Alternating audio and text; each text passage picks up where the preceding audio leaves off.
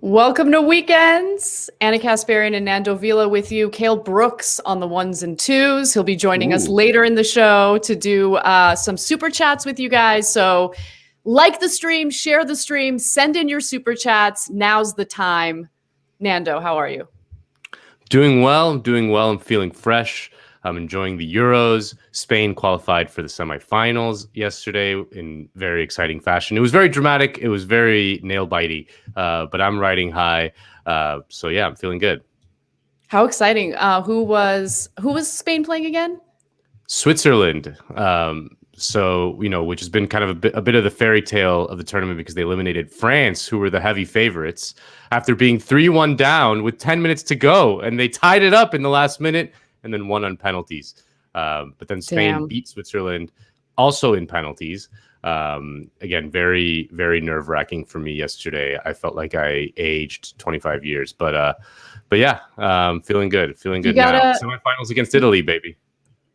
You got to believe in your people, They poked holes in the Swiss. That's what they do. Oh! Oh, my God.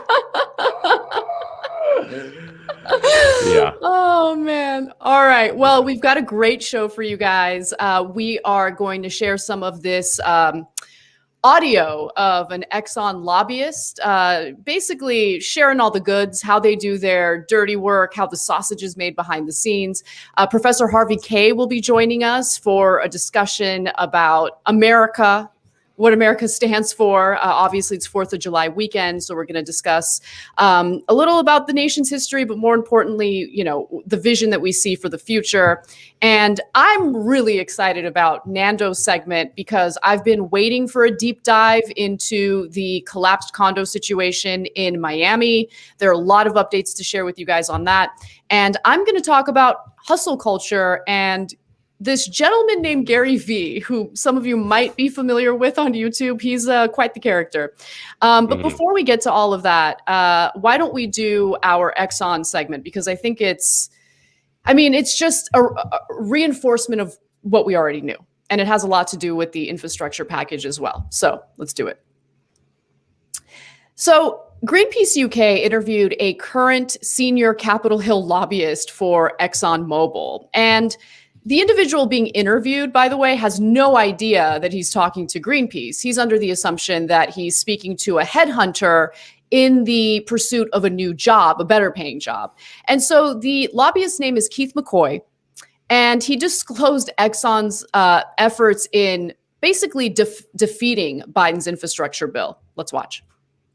Mr. McCoy revealed that behind the scenes, the company has been working hard to undermine President Biden's $2 trillion infrastructure plan. The White House proposal included spending hundreds of billions on clean energy and transport as part of the most ambitious clean energy legislation ever proposed by a U.S. president. And it would have been paid for by higher taxes on corporations like Exxon. But these ambitious proposals are on the verge of being defeated.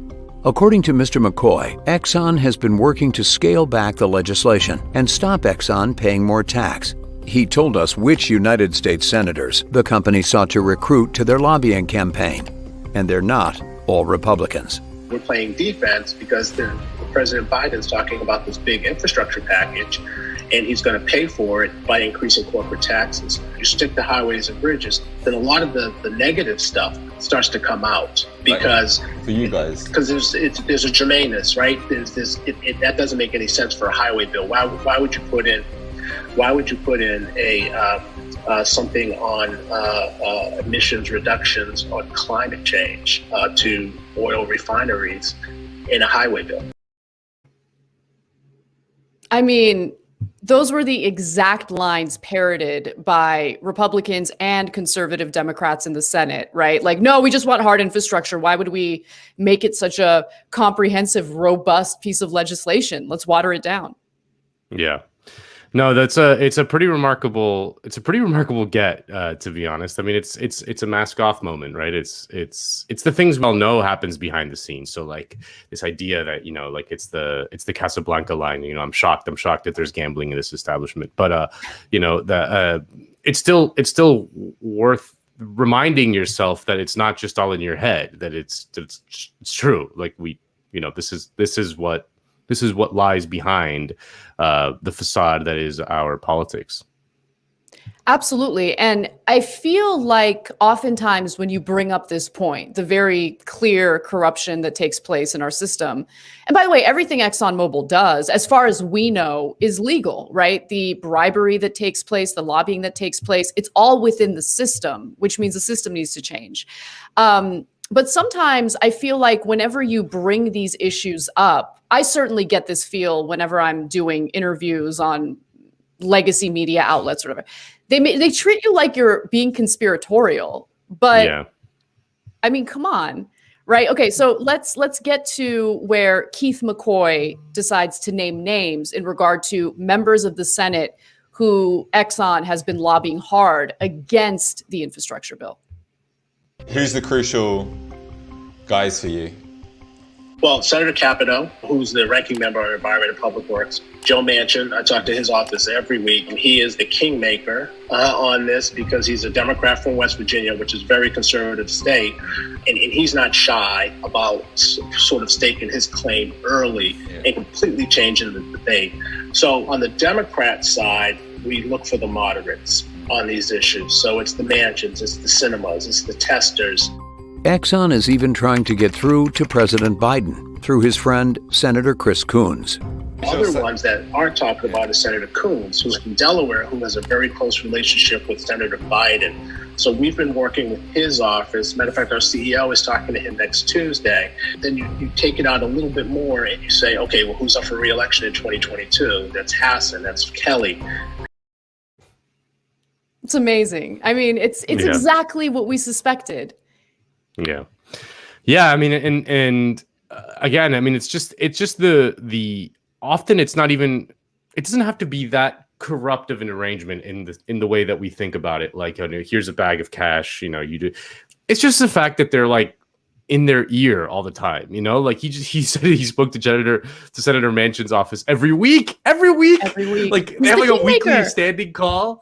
Yeah. Like what do they have like on the calendar? They have like a week, Tuesday at 10, I got my Exxon check-in, you know what I mean? My weekly Exxon check-in. I mean, it's just the fact that they're, we're human, like we establish relationships with people that we're around all the time. And whether we like it or not, that kind of those social bonds are also very powerful and important. I mean, it's really just the fact of who these people are talking to every day, besides the systemic corruption of just the massive amounts of cash that are sloshing around the system. But like that aspect of it is as well, is like, these people are talking to these people all the time. They're just part of their milieu, like the lobbyist for ExxonMobil can call up any senator he wants at any time and they'll pick up the phone. The lobbyist for, the Sunrise Movement, just to put like the opposite side of the ledger. Yeah, they're not getting through to any senators, maybe outside of Bernie Sanders. Yeah, no, I'm glad that you mentioned the social component of it, because it immediately reminded me of how it works in the context of White House reporters, right? I mean, like, what do people think the whole purpose of the White House Correspondents' Dinner is? It's not to do anything other than create this like friendly bond between the White House and the very individuals who are supposed to be holding them accountable through their reporting. It's a lot harder to hold the White House accountable if you're going to these fancy parties that you don't want to be disinvited to in the future, So I think that plays a big role. You see that you see the money, it's very clear, and then you see the social structures as well that kind of perpetuate bad reporting and bad behavior in Congress. So I do want to go to that final video, though, because we also have to be careful in how these corporations position themselves as the good guys, because oftentimes they advocate for things that sound good, but they do it knowing that the possibility of these good laws or good proposals are just not going to ever happen. So here's a specific example. Nobody is going to propose a tax on all Americans. And the cynical side of me says, yeah, we kind of know that, but it gives us a talking point that we can say, well, what is ExxonMobil for? Well, we're for a carbon tax. What you said was just really interesting. So it's basically never going to happen, right? Is the calculation? Yeah. No, it's not going to. Carbon tax isn't going to happen. So this helps me understand a little bit why suddenly a lot of US oil majors are talking about a carbon tax, because it sounds pretty. Well, the cynical side of me, they've got nothing else. It's an easy talking point to say, look, I'm for a carbon tax. So that's the talking point. That is in my mind, an effective advocacy tool. It's an effective advocacy tool. Yeah, I mean, it's fascinating that what they'll do is like just, oh yeah, we propose a tax on all Americans, a carbon tax, which, as we saw with something like the Yellow Vest movement in France, putting like a gas tax or a tax on everyone to fix climate change is obviously very unpopular. I mean, the reality should be like you tax the rich, right? The people who are most responsible for climate change. But they know that they know that if they propose a carbon tax, which sounds like we propose this radical solution to climate change, like why don't you guys do it? Because they know that it's a poisoned pill from the beginning. Pretty fascinating to just see like their thinking on the inside. It's just like it's pretty wild. And it also kind of flies in the face of this talking point that you hear from pro-capitalists, which is, no, I mean, the market is rational. And so if there's this movement toward green energy, well, these companies are going to adapt. And it's amazing how little interest they have in adapting, right? Like rather than, okay, this is where the future is, let's actually invest in the development of, the equipment necessary for renewable energy, whether it be wind turbines or solar panels. They're like, no, we're just gonna keep funding politicians and influencing politicians to push back against it, right? They're not interested in innovation. They're interested in basically rigging this system to their advantage, so we don't innovate, so we don't adapt, and we just keep the status quo. So I mean, it's just this is such a, and by the way, this is a great story on the heels of that leaked Mansion audio that The Intercept, Ken Klippenstein and Ryan Grimm had reported on, which, by the way, got no attention on the national stage. I mean, political reporters are still reporting on the infrastructure deal as if Joe Manchin is like some good faith actor who's genuinely fighting for what he believes is right. And it's like, guys, can you just really look at this and get to the heart of what motivates and drives someone like Joe Manchin? He's just a moderate. He's just a moderate, It's just a moderate. That's like, I mean, that's what drives me crazy about like this kind of, it's just like, whoa. There's like a whole bunch of crazies on either side. Like we're just a moderate, like there's a learned ignorance that comes with being a political reporter. The people who should know how stuff actually works, right? The people who are there covering it every day should know how stuff actually works. But in order to be one of those people, you have to perform, or it's one of those things like they may actually believe all this stuff and that's why they're there, of this kabuki theater, that it's all just a battle of ideas, and that there's just moderates and then there's radicals, and then like this is not how it actually works, right? Like that's not. But to be a political reporter in those positions, you have to, if not outright believe the fiction, you have to cosplay the fiction. Well, for the reporters who genuinely believe the fiction, maybe we can educate them through a book club membership for Verso. Ooh, wow. That's a great segue. You know, if these political reporters would just do one thing, they could join the Verso Book Club and get every new ebook that Verso publishes each month, as well as one or more books in the mail. All Verso Book Club members will also get 50% off everything on the website, including the Comrade tote bag, for as long as you are a subscriber. Each member tier is 50% off for your first 3 months. The Comrade tier is only $20 a month, and if you join in July, you'll get these 4 books. One Way Street and Other Writings by Walter Benjamin. Feminist Anti-Fascism, Counterpublics of the Common by Iwa Majewska.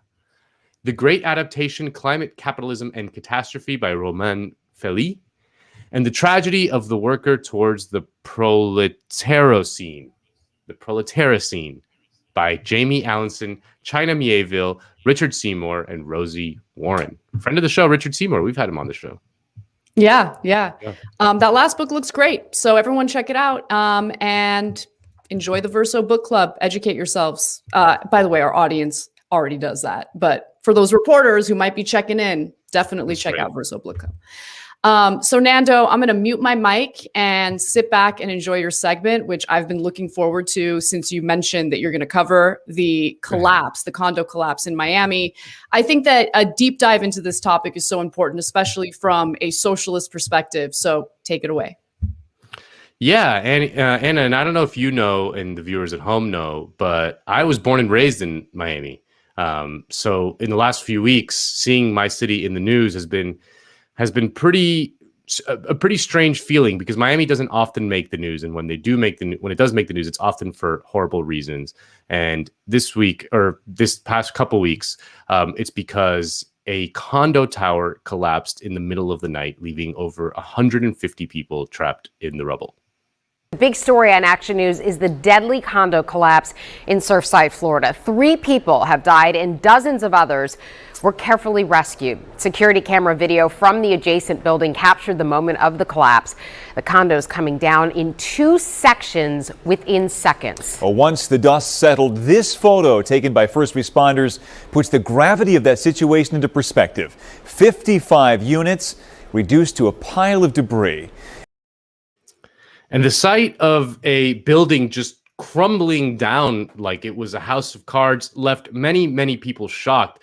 But after the shock subsided, I mean, the first thing people wanted to know was, how could this happen? How could a building just fall? I want to start with perspective on how the building likely collapsed in general. The soil conditions, foundation conditions might have been one of the reasons for such a failure. When floors drop and pancake, as we saw in this disaster, civil engineers suspect trouble somewhere in the foundation. The lower stories lose strength, let's say, and there's no enough capacity to withhold the structure. Then the upper stories, one by one, start pounding down. And in reviewing all the video and pictures of the scene, experts say it looks as if the collapse started around the pool deck. That would line up with a call moments before the collapse in which a witness, now missing, said she saw a sinkhole where the pool used to be. Engineers say it all supports the theory that the concrete slab beneath the pool caved in first. That would have collapsed into the parking garage, which could have then caused the tower to buckle and crumble. While the investigation is a long way from finished, engineers say a failure around or beneath the pool deck does appear to have triggered the tragic chain of events. And that draws attention to this engineering report from October of 2018. It warned of a major error in the development of the original contract documents as it relates to the slab beneath the pool deck. The engineers said it was laid flat instead of sloped, which could not provide proper water drainage. And water that had piled up had been deteriorating the slab. The report specifically stated the failed waterproofing is causing major structural damage to the concrete structural slab below, and that failure to replace waterproofing in the near future will cause the extent of the concrete deterioration to expand exponentially. The report also found cracks in the parking garage columns, and that the previous garage concrete repairs were failing. So how did we get here? I mean, it's likely that there will be multiple reasons that factored into the building's ultimate demise: shoddy construction, lax oversight, delayed repairs, but also just the fact that Miami is a city that is on the front lines of climate change. I remember what they said in that report about the pool deck and especially the garage. Well, here's what a former superintendent of the building said about what would happen to the garage when there was high tide.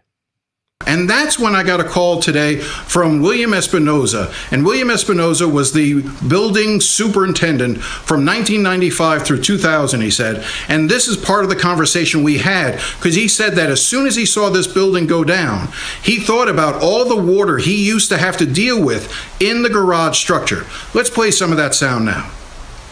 Anytime that we had high tides away from the ordinary, any king tide or anything like that, we would have a lot of salt water come in through the bottom of the foundation, and we had a huge pit in the garage that would handle 2 pumps in there to suck that water out.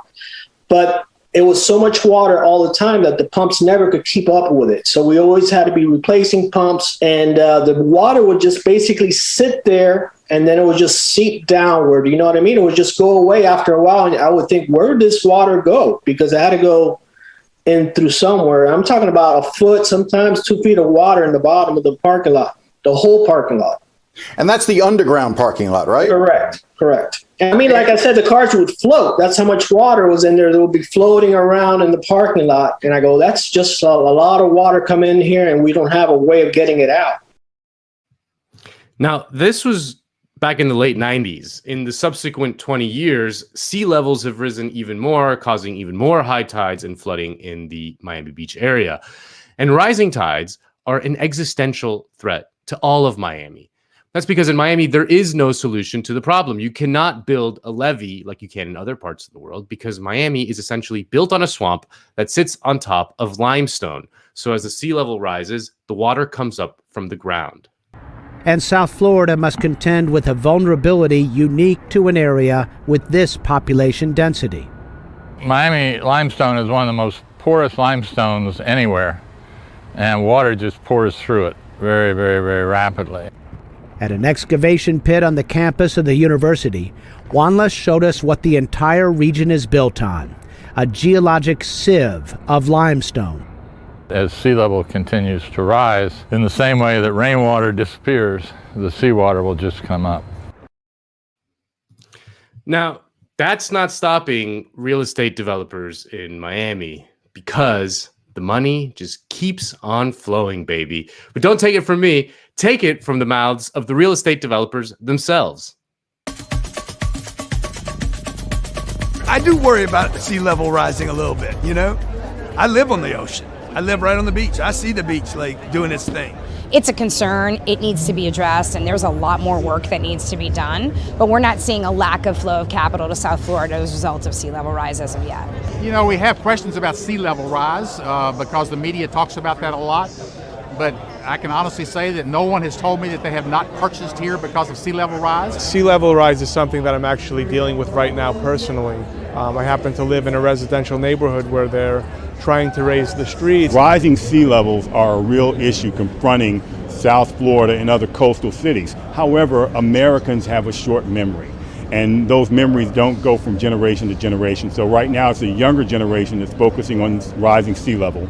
If sea levels don't rise and wipe out Miami Beach, it'll be an afterthought. We're building in terms of the worst possible tsunamis. We're safe for that. So, we take all kinds of precautions in terms of floodgates, in terms of flood barriers. People still want those views. They want to be in areas where they can see the water, and I think that will continue to drive sales. We are one of, we do take sea level, climate change and so forth, and sea level rising, into consideration when we're developing. I have to say, the city of Miami has done a very good job taking a proactive approach and thinking about sea level rise and the impact, being on the ocean. Regarding sea level rise, I just sold a house to an interesting young tech guy, and he had an opportunity to do some homework on the subject. And what he revealed to me was that he felt that there's a lot being done to counter the sea level rise and a lot of technology that's out there. But of course, we don't hear that in the media. 5 years ago, 10 years ago, you never heard about sea level rise. Today, you're starting to hear about it, but it's still distant and it's still in the future. I don't think it's affecting anybody today, but I think as we move on in the next 5 or 10 years, we're going to need to address it, and I think we are starting to. What is happening is a premium between waterfront properties and non-waterfront properties is narrowing, which is a good thing for urban infill of South Florida, especially Miami. I think there's a concern, and I think people are more reluctant to buy homes, single-family homes that are waterfront, and they're thinking twice about the condos on the waterfront. When I first moved here in 1997, we always were dealing with flooded streets. Did it get a little bit worse? Yes, a little bit, but nothing I don't think for us to panic over. If we're going under, so is New York and the rest of the East Coast, in my opinion. I mean, I don't know about you guys, but that's one of the most insane videos I've ever seen. I mean, it's like a tag yourself situation. Which one's your favorite? Whether it's the guy who's like, I talked to a tech guy who said there's like all kinds of solutions coming and the media doesn't want to talk about it, or the guy who's like, hey, if we're going under, so is New York. That's great. You love it. No, real estate speculation is what makes Miami tick. It has from its very inception. Most major cities are built because they sit on some strategic location, a major port or a river, for the sake of some industry. Miami was built purely because it was a pretty good place to make money on real estate speculation. And to understand just how crazy it is that there is a major city on Miami Beach where the Champlain Tower was located, it's worth looking back at what Miami Beach used to look like before it was developed. Sailing from Key West in 1870, Henry Lum and his son Charles saw coconut palms swaying on what is now Miami Beach. They bought land from the federal government for 25 cents an acre and built the beach's first home. It was a barrier peninsula, not even an island. Not until the early 1920s, when a cut was made at Baker's Hall over. It had tall mangroves on the bayside. The interior was concave, and it collected a lot of water. There were mangroves in the interior. It was a swamp. And the ocean side was a windswept beach. And it needed a lot of work to make it what it became.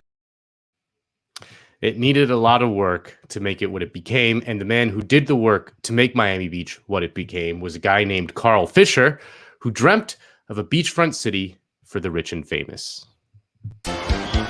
The Collins clan from New Jersey envisioned a southern Atlantic city. Fisher, on the other hand, saw the beach as a winter retreat for the rich and famous. His vision early on was a place where these Gilded Age princes like himself could have big estates. And many of them were like him. They came out of a hard scrabble background. And now they had money and they were throwing it around. An army of engineers descended on the beach with heavy equipment to clear the land. Even a couple of elephants to help with the heavy lifting.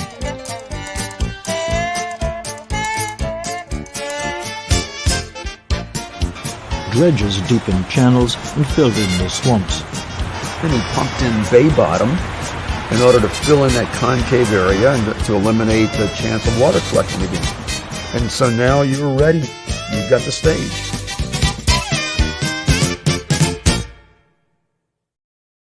So there you go, a city built by elephants on top of a drained swamp with sand poured in from the ocean floor to fill the concave pool of water in the middle. You don't have to be a structural engineer to understand that that isn't exactly the most stable place to build. But that hasn't stopped developers from turning that part of the world into a playground for the global glitterati, a trend that has only increased dramatically in recent years with the opening of these new mega clubs like Live, Story, and especially one called 11, which is a sort of giant nightclub / strip club. Check out that innovation. That is literally open 24 hours a day, 7 days a week, 365 days a year.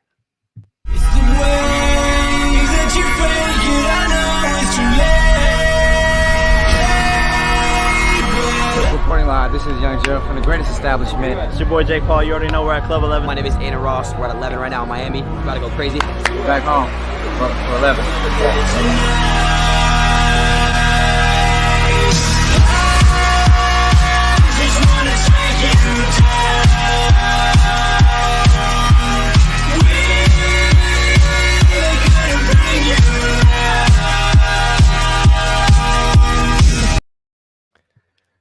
It really is a sight to behold. If you haven't been to 11, go there before Miami sinks. Now, this trend to make Miami a playground for the rich has been embraced by the city's mayor, Francis Suarez. He has self-consciously encouraged the move to make Miami a sort of East Coast version of Las Vegas meets Silicon Valley, but with an international flavor. Come on down, Miami open for business. Bubbling of activity and excitement and optimism. Not just because of the taxes, but because of the culture of innovation.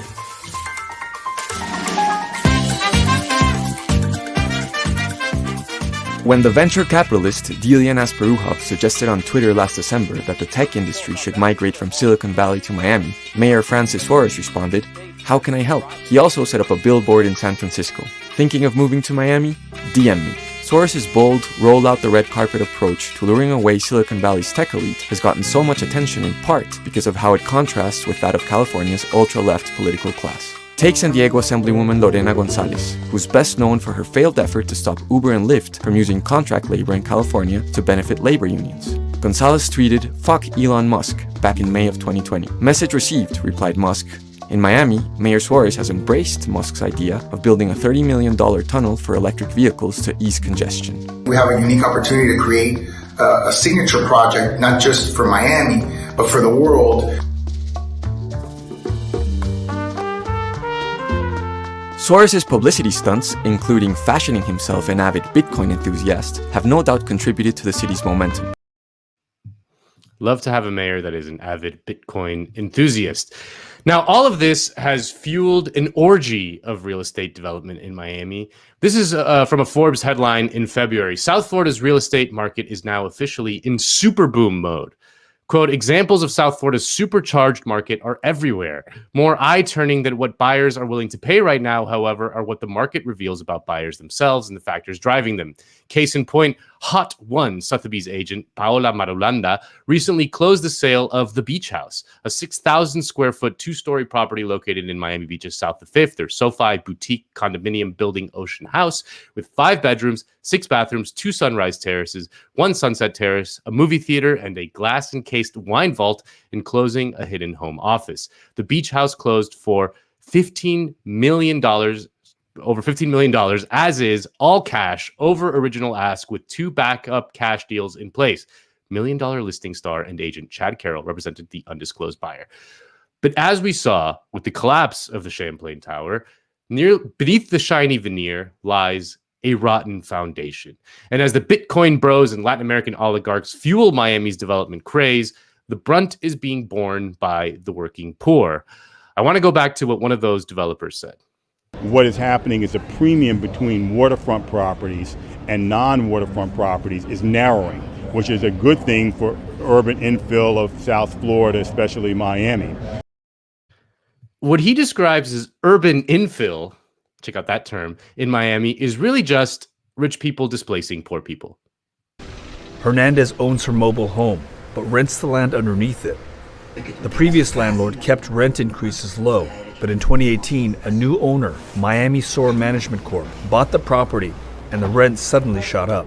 What were you paying for rent?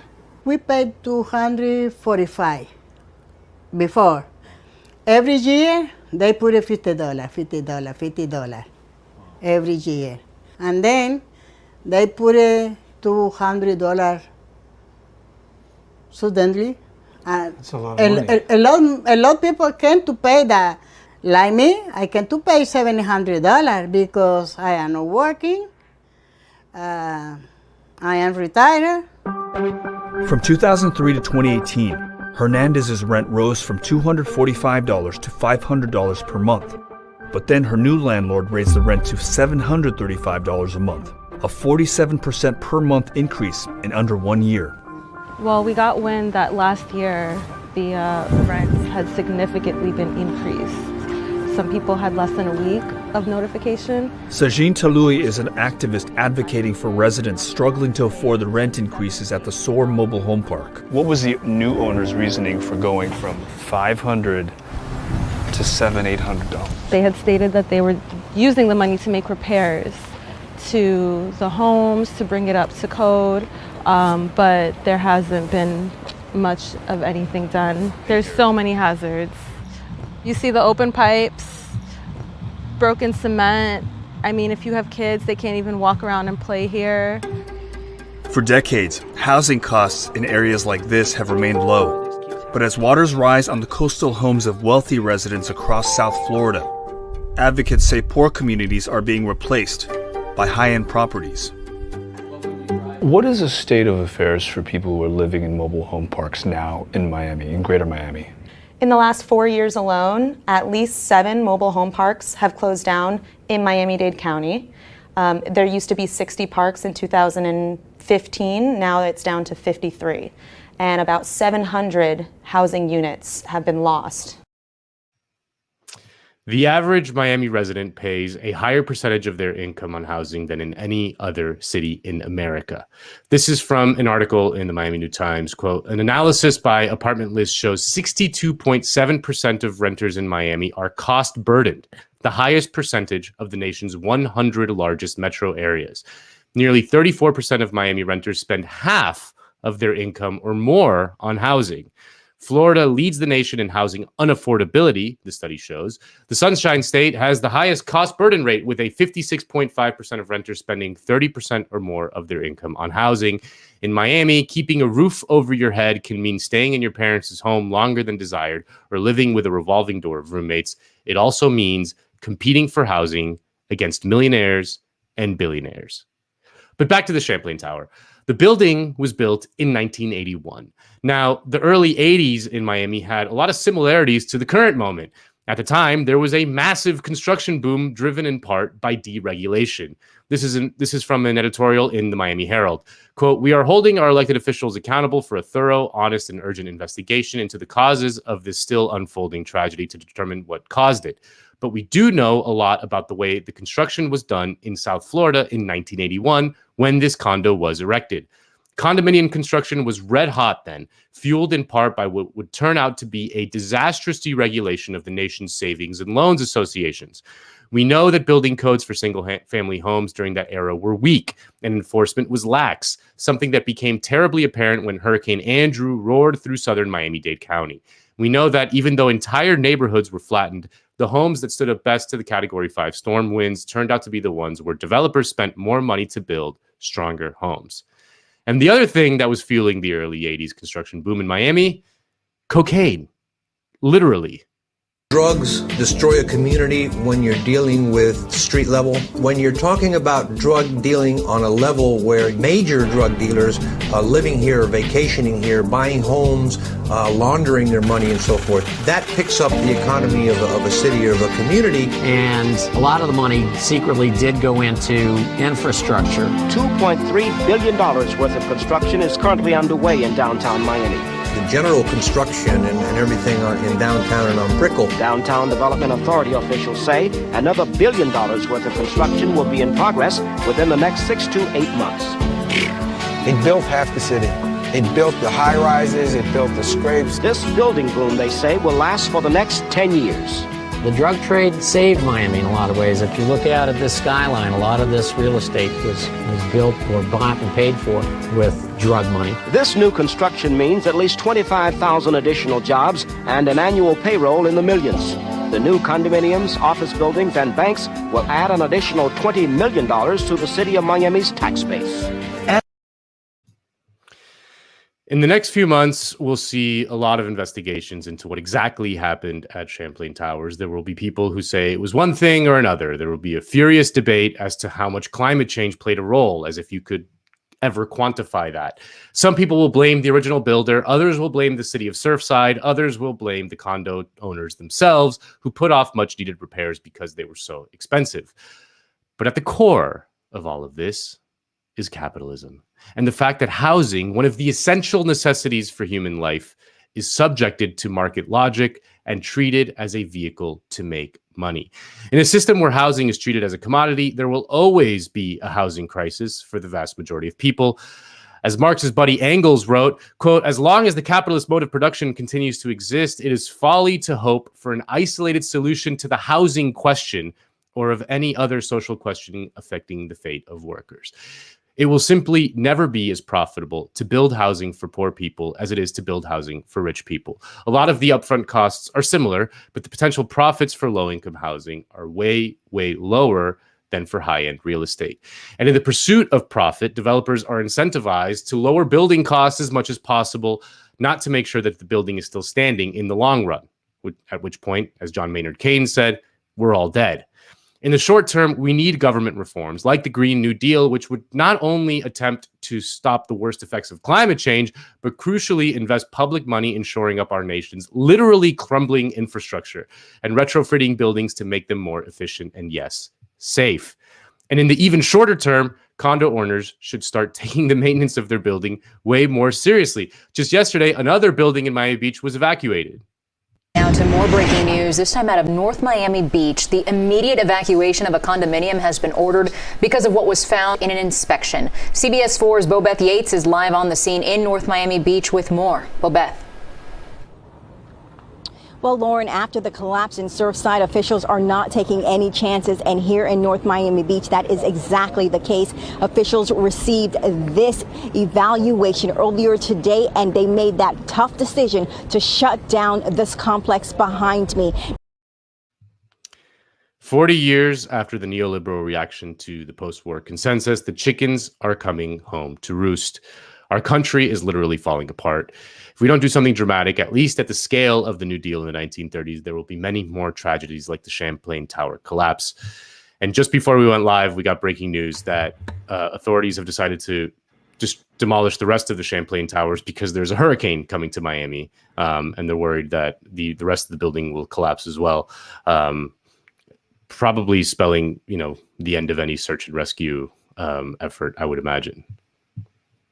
Yeah, I mean, this story is so tragic, but it's also an important story in highlighting everything you highlighted. I mean, it's such a comprehensive segment because not only do you touch on the environmental issues involved, but also like the financial incentives to build these not so stable buildings, right? You even get into the drug money being laundered into these buildings, which I feel like most news stories on this have completely missed, and it's important to touch on that.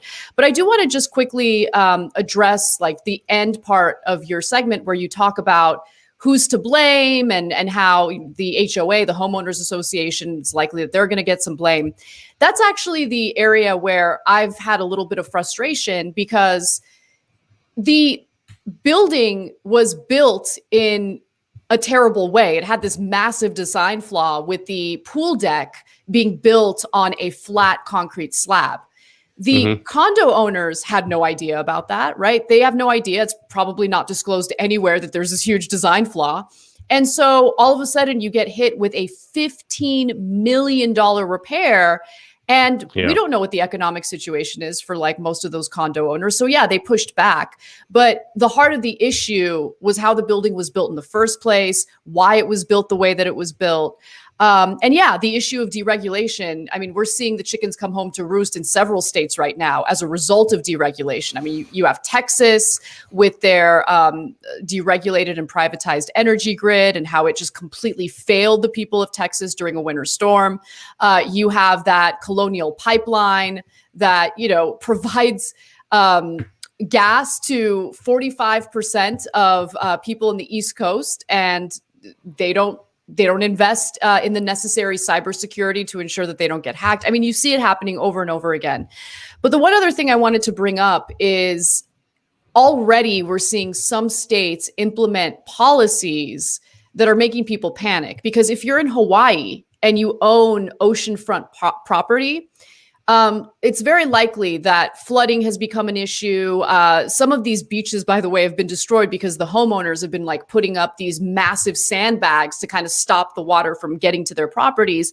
And so ProPublica just yesterday reported that legislators are going to now require that sellers disclose the risks to the buyers because they hadn't had to do that before. And clearly, if you're going to disclose that, the likelihood of you being able to sell that house, I mean, it's going to be far more difficult. Assuming, who knows, maybe people would be dumb enough to buy those homes anyway. But yeah, I mean, this is going to have an impact on so many different people, not just those living in the waterfront properties, but yeah, as you mentioned, the people living inland who are now going to be displaced as a result of these rich people flowing into their communities and pushing them out. Yeah, I mean, it's just throughout human history, people don't live right on the water for very good reasons. I mean, it's just, this is like a new phenomenon, like a very, very new phenomenon to build kind of major development, like right on the edge of, on the water's edge. It's not a very safe place to be in general. And with regard to the homeowners association, I mean, I think that you're right. I mean, it's like that's where this market logic comes into place, where if the responsibility is on for the building safety is on the homeowners themselves, their incentives are completely warped. They're it costs a lot of money to do this. So like, they're just going to like push it off, especially if they're not like engineers and they're not like, they don't know exactly like how to.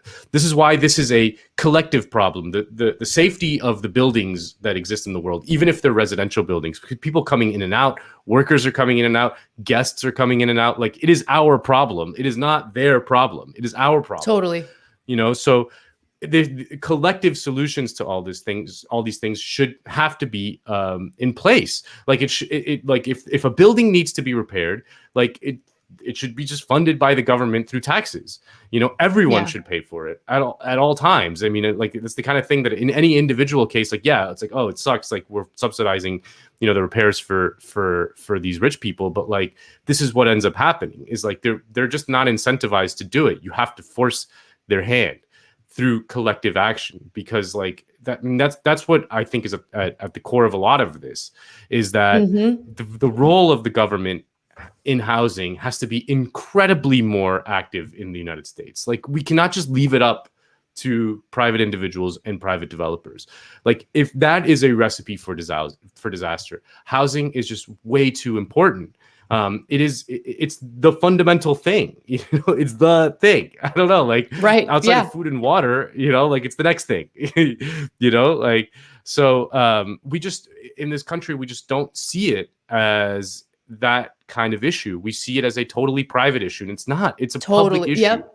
I totally agree. I absolutely. And as someone who lives in a condo building, first of all, I'm kind of panicking. I'm not going to lie, because I mean, this is an older building than the one that just collapsed in Miami.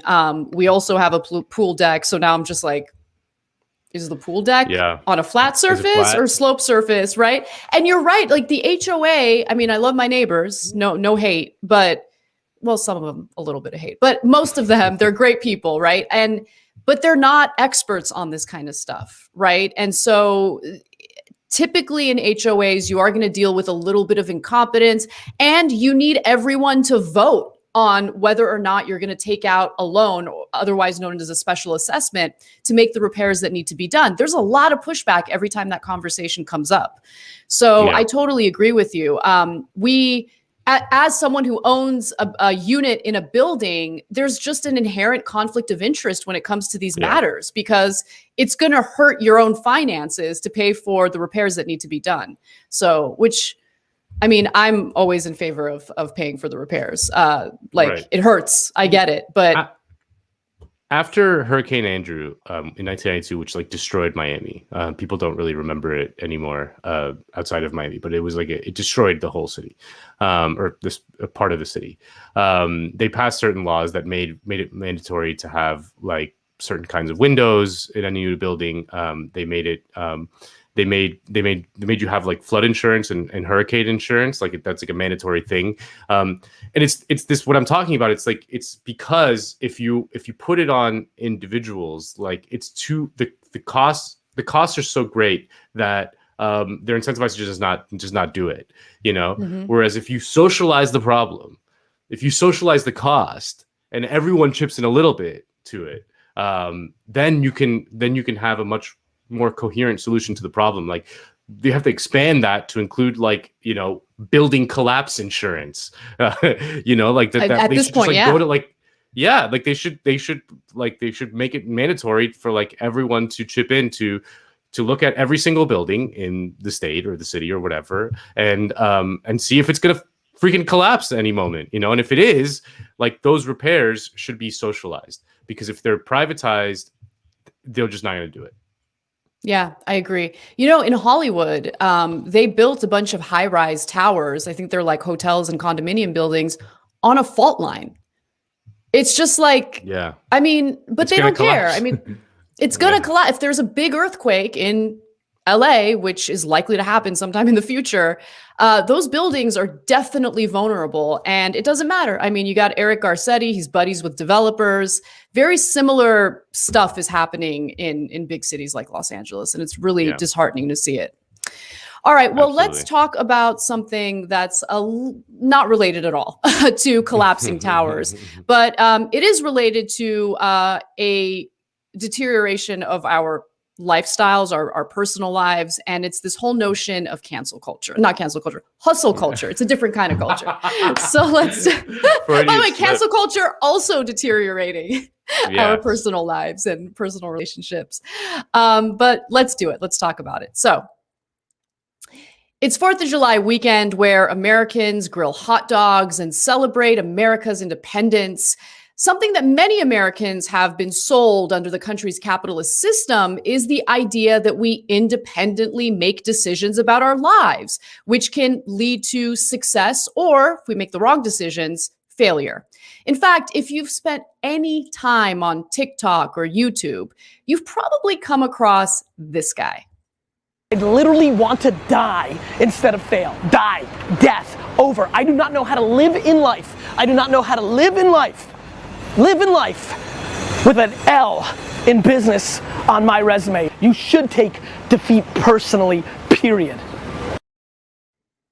That's Gary Vaynerchuk, also known as Gary V. And for the purposes of this segment, I'm just going to keep referring to him as Gary V.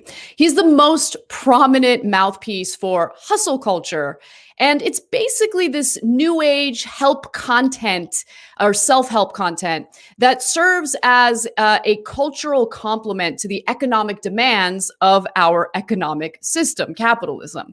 For middle-class people, it's ideology to help it's ideology that's meant to help with career advancement. For working class people, though, it's basically just a self-directed explanation for why they can't make it in a horrifically competitive world. Now, the first version of this came in the form of the Protestant work ethic. In the book Bright-Sided, Barbara Ehrenreich, one of my favorite authors, writes that Calvinist Protestants required people to defer gratification and resist all pleasurable temptations in favor of hard work and the accumulation of wealth. Eventually, that religious messaging that justified extremely long working hours and poor working conditions morphed into a more secular version known as positive psychology. As this positive thinking took over and began to replace more logical, analytical approaches to things, focused on the bottom line. And the idea had taken hold that we can do no wrong. Housing prices can never go down.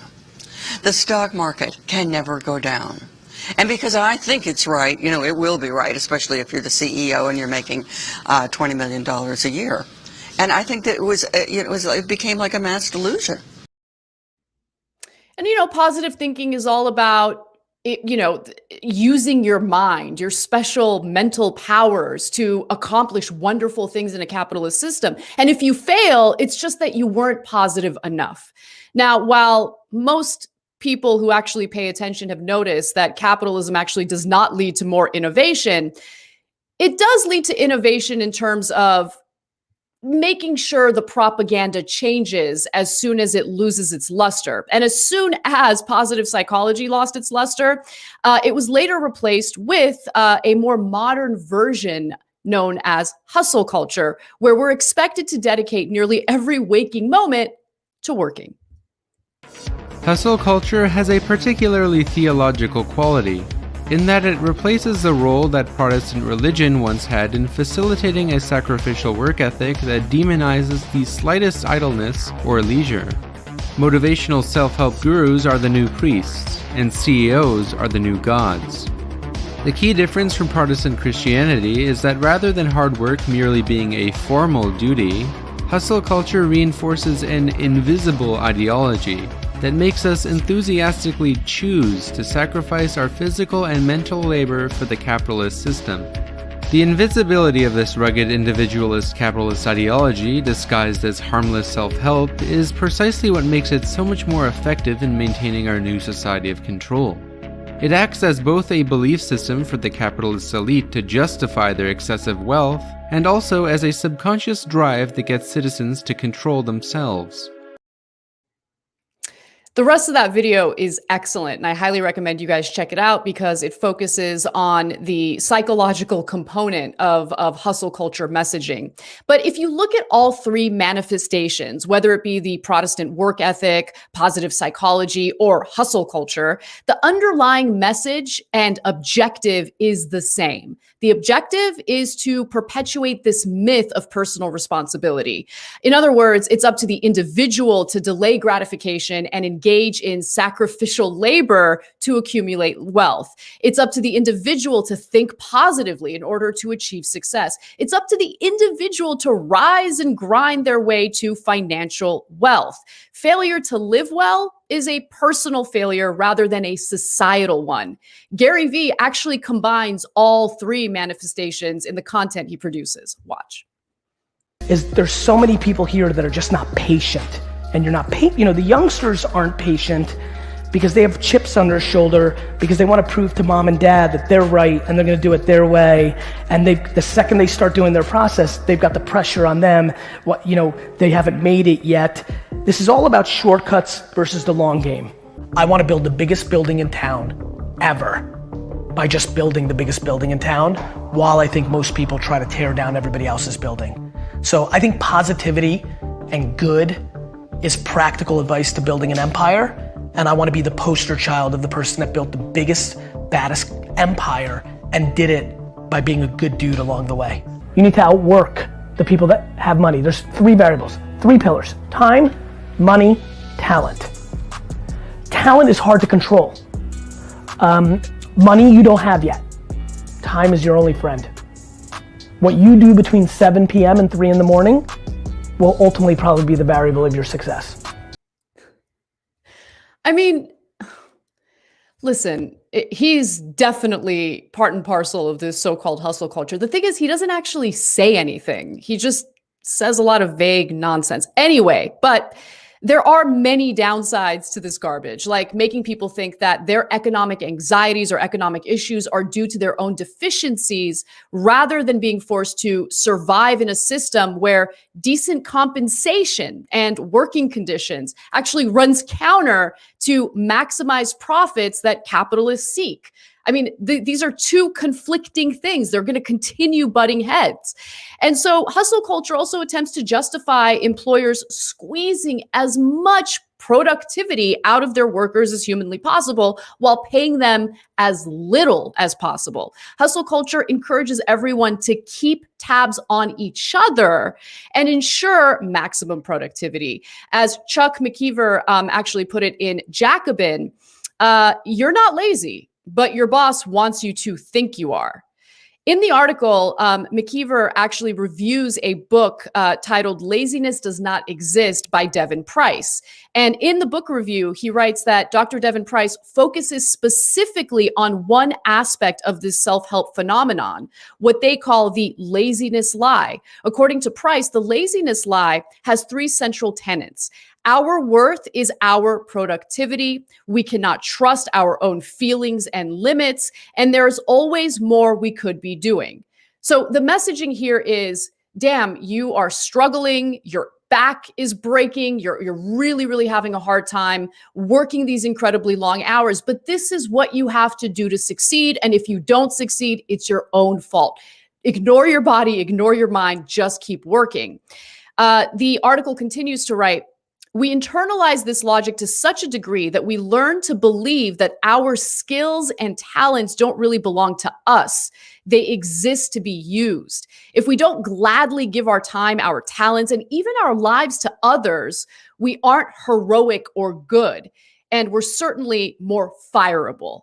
And that last line is the important one, because under this system, coercion plays a massive role, right? So if we're being preached to about hustle culture, and we have colleagues who buy into hustle culture, that you need to be the first one in the office, the last one out, you need to give the appearance of being the most productive, and it leads to people keeping tabs on each other. I mean, it creates this environment of division in the workplace, right? It intentionally prevents the solidarity needed to organize labor, first of all, right? It pits workers against each other because instead of thinking about how we can make better working conditions for all of us, we're actually keeping tabs on each other to see who's working hard enough. Can't stand that. And I think a lot of people experience that in the workplace. We aren't miserable because we aren't working hard enough at happiness. We're miserable because we're all working too hard at everything. What's more, no one seems to believe it, including ourselves. In fact, former disciples of Gary Vee's Rise and Grind crew actually started to realize there was something hollow about his motivational messaging. When you see him talk, when you hear him talk, when you watch a Gary Vee video, at the end of it, you're left with this feeling of hope. Okay, and that's good. I mean, you know, he's an expert at what he does, which is become famous and have a social following. If you want to become social famous and have a social following, I would do exactly what he does. Now, the problem with it is that when I was hustling, like Gary Vee likes to call it, all it did was left me tired. Okay, hustling only gets you so far. So what does Gary Vee consider hustling? He thinks you should work 18 hours a day, maybe 20 hours a day if you can. Post on Instagram and YouTube and Facebook about your business all day. And then hopefully an audience finds you. Hopefully an audience finds you. And there's a lot about posting on social media all day if you watch this content on social media and YouTube. Now, going back to Chuck McKeever's book review, he touches on something important toward the end of his piece that I want to focus on. He says, overwork is not just about profit or productivity. It's about control. Companies are incentivized to own as much of an employee's time as possible for what they're paid, whether by extending the salaried work week into nights and weekends or reducing the break time of hourly wage earners. We see that happening all over the place. I mean, think about how labor fought so hard to get us the weekend. I mean, that wasn't something that was just given to American workers. That had to be fought for. Think about how the 8-hour work week, or I'm sorry, 8-hour work day, I should say, was something that needed to be fought for. All of those gains are slowly but surely being reversed right now, and it's being done with the help of this ridiculous hustle culture propaganda. Now, obviously, there's a physical price to pay when we put our bodies through and our minds through this insanely long workday, long work weeks. And a new report by the World Health Organization and International Labor Organization analyzed the health outcomes of people who work 55 hours a week or more. This was something that Alex Press wrote about in Jacobin. I highly recommend you check out her piece. She writes that in 2016, working 55 or more hours a week resulted in 745,194 deaths, up from roughly 590,000 in 2000. Of these deaths, 398,441 are attributable to stroke and 346,753 to heart disease. This puts those working these hours at an estimated 35% higher risk of stroke and 17% higher risk of heart disease compared to people working 35 to 40 hours a week. So how is that possible, right? I mean, you see that kind of data and you wonder, how could working long hours lead to cardiovascular issues? What's going on?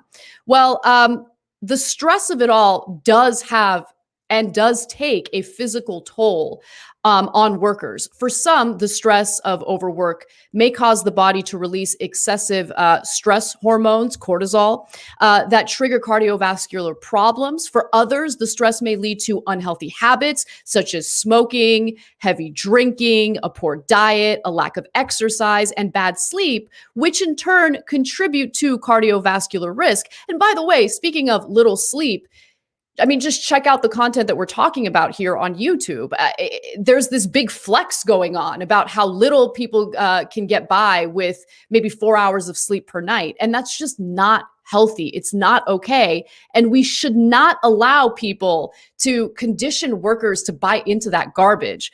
Alex Press continues to write, a lot of us are exposed to the grind. In 2016, 8.9% of the global population, around 488 million people, worked at least 55 hours per week.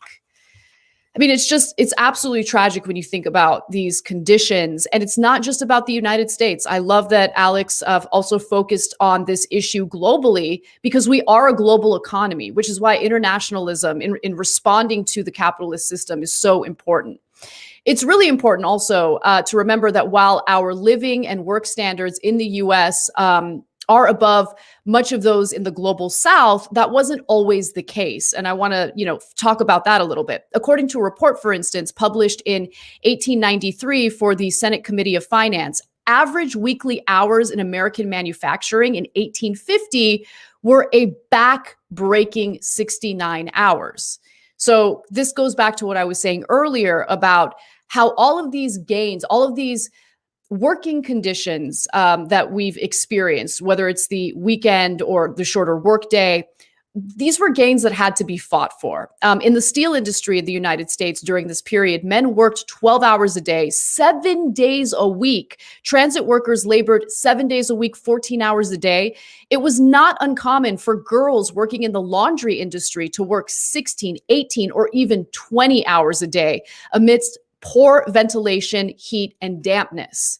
And then, of course, at the legendary Homestead Mill owned by Andrew Carnegie, workers put in a 12-hour day every single day of the year, with the exception of Christmas, of course, and in a nod to patriotism, the 4th of July. The only alteration of this routine was a swing shift every other week where employees worked 24 hours straight. Yeah, you heard that. Employees worked 24 hours straight. The entire day was dedicated to working, and people would only get 2 days off a year, regularly working these ridiculous 24-hour shifts. It's absolutely insane. But obviously, no worker enjoyed the schedule. It was unbelievably grueling, leading to many working people dying prematurely of exhaustion and disease. These conditions were set by capitalist competition, with each individual capitalist pushing their workers to the brink in the pursuit of profit. And the only reason why life isn't still like this in America and other parts of the developed world is because workers were successful in building a labor movement. Working people had to curtail much of how the boss could destroy us in the workplace. That's why we have the weekend, and I'm going to keep repeating it, and that's why we have shorter working days. But maybe all of this just isn't enough to convince some of the pro-capitalist members of our audience and the proponents of so-called hustle culture. And if that's the case, I just want to make one final pitch. Do you really want to be like this guy? I get up around somewhere between 6 and 8, and then I work till 10, as hard as I can, flat out, every single day. So, and I've been doing that with very little variation, although it's been much more extreme in the last year since 1985. Like I work I would say 14 hours a day. That video was from 2017, and I don't know if it was because of his all red meat diet or if it was because he was working insanely long hours, or both. But he was hospitalized after that. Luckily, he's doing better. Obviously, I don't agree with Jordan Peterson on pretty much anything, but I don't want people to get sick. I don't want people to be hurt. But maybe he should reconsider his long working hours, because the sacrificial labor he's engaging in is actually really harming his health. And to be quite honest with you, it's not that impressive. Nando. I joke a lot about like the rise and grind, make that paper every single day, all the time. And Megan Day wrote an article in Jacobin, I don't know if it was this week or last week, about the millennial generation in China. And it's like the exact opposite of this. They're doing like the exact opposite. They're like there's like this movement to like live minimalist lives in order to like work as least as possible. Like they have like no hope for the future, so they're just gonna like, you know, consume as little as possible and live as simply as possible. And like they literally just, they call it like the lie down movement or something, where they just kind of like, that's like their life, you know, because they're like opting out of hustle culture, which like is very pervasive in, you know, not just, you know, obviously here, but in China when I was there as well. So it's just interesting, like the reactions, they're kind of flip side reactions to the same problem, which is that we're all just overworked all the time. Like we're working like crazy and just spinning our wheels in the hamster wheel. But yeah, I was not aware of this Gary V guy. I don't spend as much time. I mean, you're a YouTube native, you know. I don't spend as much time. I need to do, you know, really, this is where the real fights are, you know. Yeah, well, then don't get involved. That's not fun. But I will say, so the way I came across Gary V, and this is why I'm a little worried, like we don't get personal finance education in high school or college. I mean, yes, you can take a class in college, but if that's not your major, most students aren't going to do it. So I'm like, I need to learn how to do some of this stuff. And so I started looking up some videos. Don't do that. Don't look up videos on YouTube. Bad idea. You're getting advice from people who have no idea what they're talking about. Try to find an actual professional to help you manage, you know, like your finances, whatever. But that's when I came across Gary V, and I was like, oh, this guy's got millions and millions of views on every video. Let me just check out what he has to say. He must be saying something right. And it's just a lot of like, yeah, bro, ask yourself, did you wake up early enough today? Did you? Because if you didn't, you're going to fail. Like it's that kind of stuff. And it's like, shut the you know. You know, I was reminded like a couple of years ago, there was a rash of articles that came out of this like trend to like hustle, like in very short, consume nothing and retire early for millennials, you know, like the FIRE movement. Yes, I know a lot about it. Every single one, and I looked it up while you were doing this segment because it made me think about it. But like every single one had a little nugget like this. Okay, like this Vox piece profiles a woman named Rebecca who did this. Her goal was to like amass $1 million of net worth by the end of 2019, and she did this like over 7 years. So she goes, the article writes like, see if you catch the little nugget that is important here. So for 7 years, Rebecca, who blogs under a pseudonym and asked that her real name be withheld to keep her financial information confidential, and her husband, a freelance musician, saved and invested and saved. They made a combined low six-figure income, though his was sporadic and hers was steady. They also received 2 inheritances from her grandfather and father, money they put directly into their investment portfolio. They spent the less they spent on lattes, clothes, and new iPhones and the like, the sooner they could leave the fluorescent 9-to-5 life behind. Rebecca's goal to amass a net worth of $1 million by the end of 2019. I wonder if the lifestyle was the major factor or the 2 inheritances that they got. I wonder if that had anything to do with it. But yeah, every single one had something like that. It was like, wait a minute, like it's not just about like drinking fewer lattes or whatever. It's like just inherit it the old-fashioned way. Yeah, no, totally. And so I've been following and researching the FIRE movement for a few years now because I'm fascinated by it. And you're right. I mean, you run into the same issue over and over again, which is either the people who were able to succeed in accomplishing the early retirement were making insane amounts of money, like in Silicon Valley, or they got an inheritance. And then when you ask, like I guess the leaders of this movement, whenever they're asked, okay, well, what about people who are making like 40 grand a year living in a big city and they have no disposable income? And they always just make it seem like, no, well, they got to change their lifestyle. Like just eat like rice and beans every day.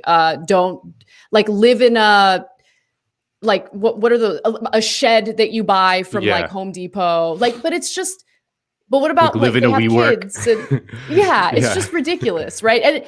And that's not to say that, you know, you're completely powerless and you can't make moves for a better future. It's just that you can't do it as an individual. It needs to be done in a collective way by organizing labor. That's how you fight for an actual, like, well-funded social security program, so you don't need to rely on 401ks and the whims of the stock market in order to retire. I mean, that's terrifying.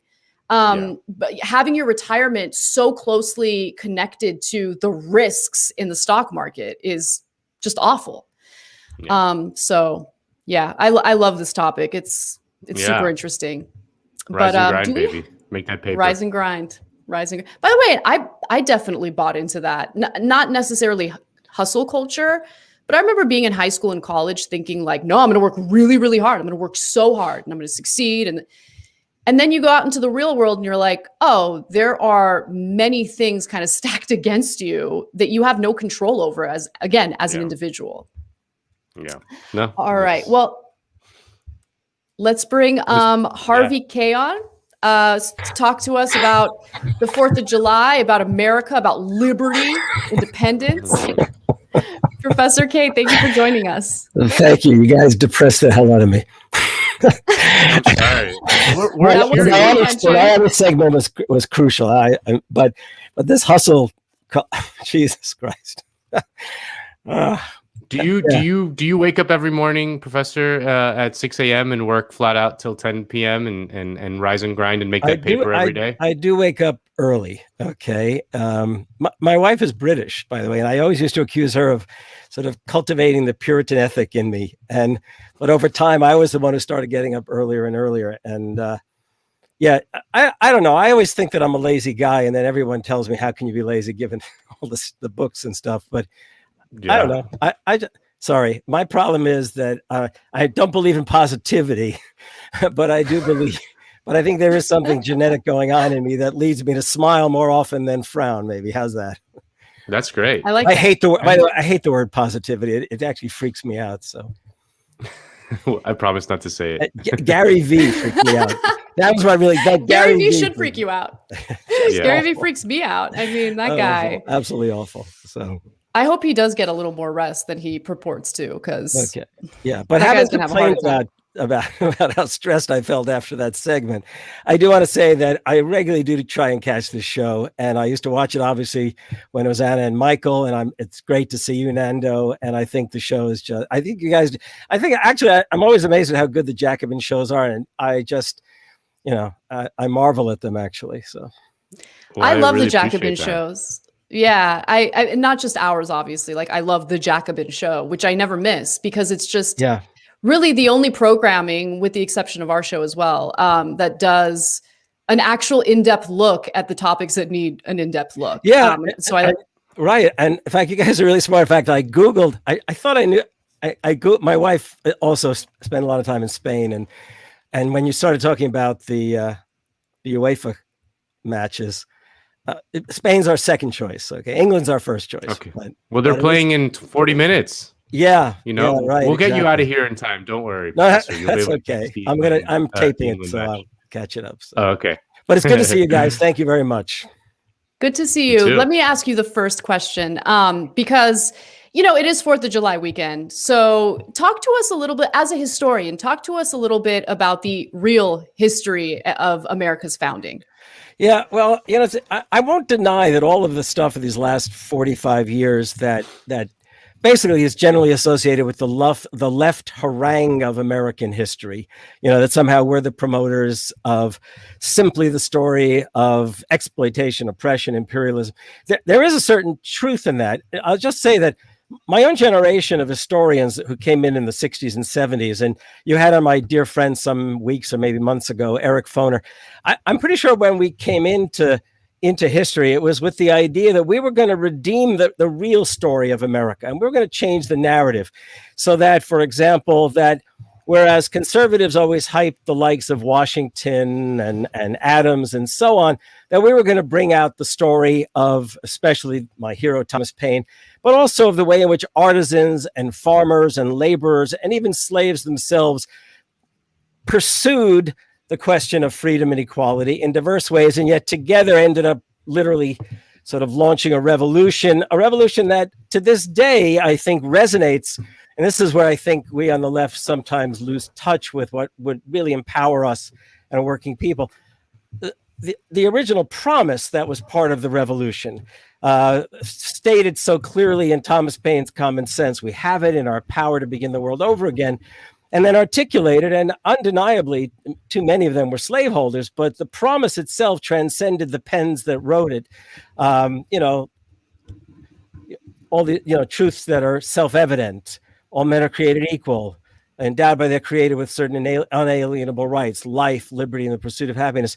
And that became a promise that we tend to berate because of the fact that every time we succeed in creating some really democratic progress, we find ourselves immediately sort of pushed up against the wall and thrown back, as we have these last 45 years in the wake of the struggles of the 60s.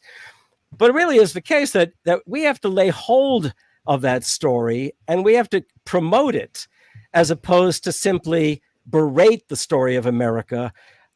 Because in fact, most Americans still feel that original promise. It's my friend Bill Moyers said to me one time, he said, it's a promise that we're the heirs of, whether we're native born or newly arrived. And it's amazing the degree to which immigrants themselves, for all of the struggles and sufferings that so many times they endure, they really do pick up on that quickly. So if we go from the beginning, when the very first folks who laid hold of the promise of the Declaration actually were Black Americans in New England, who were then demanding their freedom based on that promise. And we think of it today as a promise that sort of beats within us, but is often neglected because conservatives do not want to remind Americans of that promise. Liberals and even all too many progressives run from the story of America because they've already sort of bought into the argument that it's just one long story of tragedy and irony. And there's no doubt about the exploitation of oppression. But I do think that it's crucial for us to literally grab hold of this and speak to Americans and let them know why they feel as they do. I mean, Americans are unhappy, dissatisfied. Hell, in 2016, the majority of Americans told pollsters they wanted radical action. So if that's the case, then let's encourage Americans to understand why they feel that way, that to be an American is essentially to be a radical. And of course, the powers that be do not want us to understand that, do not want us to recognize that. They probably get a kick out of the fact that hustle culture, becomes so current and so, if you like, influential among young people. I mean, it's tragic in that sense too. So yeah, we've got to take hold of that promise. I'll just put it this way. I know I'm talking longer than I should, trying to overcome the stress of the hustle culture, I think. Not at all. I think this is the case. I mean, this is to me the really sorry part of that state of affairs we're in, and the tragedy of Bernie not becoming president, perhaps, is that whenever Americans have confronted really mortal crises in regards to the survival of the nation, or more importantly, the survival of the promise, historically, they found their way somehow to transcend their own faults and failings and to act in radical ways. That's how the United States was, for all of the faults and failings and the tragedy, it was the makings of a democratic republic. In the Civil War, the fact was that what enables the Civil War to turn out to be a Union victory is, first of all, that slaves in the South were pushing their way north as soon as Union troops were on the horizon. Northern farmers and workers quickly discovered the evils of slavery as they encountered those very slaves who were running to their lines. And Lincoln himself, who always hated slavery and always wanted to abolish it, was empowered by these things and signs the Emancipation Proclamation. So how do we transcend the crisis of the Union? Literally, we bring an end to slavery, and people should realize that 250,000 Black troops, many of them, in fact, former slaves who'd come to the Union lines, joined the Union ranks, and it enabled Lincoln to win the Civil War as leader of the Northern forces.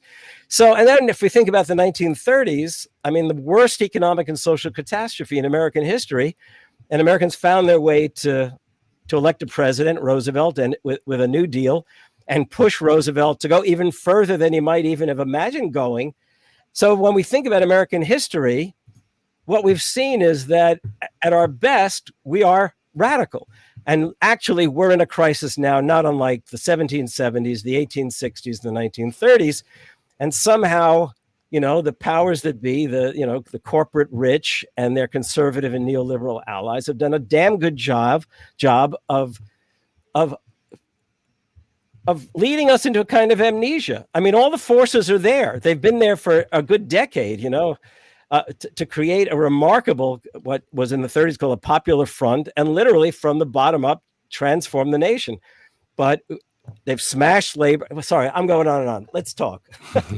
Well, it's interesting to hear you talk about that, because the culture war right now is raging around this, around history, really, around our understanding of history. Like on one side, you have kind of the liberal, or at least the new type of liberal understanding of our history, in which it's like, the 1619 thing, where it's like, racism and white supremacy is in every aspect of our history. Even the American Revolution was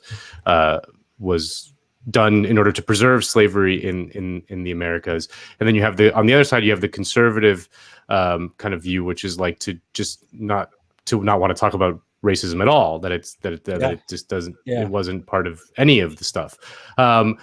It seems like you have a different take on how we should see our history, and how we should embrace kind of the radical promise of America and some of the radical actions, which are the things that are erased the most out of history by both liberals and conservatives, is the sort of instances of real bottom-up radical popular movements. I mean, when you read about the sort of the creation of the labor movement in the late 19th century, it's like unbelievable radicalism that you do not learn about at all ever in public schools anywhere. What are some of those radical things that are erased that we should reclaim? Well, I'll give you a prime example, if I can use my hero Thomas Paine. I mean, Thomas Paine's common sense, and this, by the way, is a good example of what people on the left really ought to be remembering. So Paine arrives in America when there's already a massive rebellion underway, but the American farmers and workers of the day, they think they're fighting for the rights of the British, that they should be treated equal to their British cousins. And Paine arrives and realizes that Americans have already staged essentially a revolution. They've essentially thrown out the British authorities from towns and cities. They've organized their own committees to self-regulate their lives in commerce and education and other ways.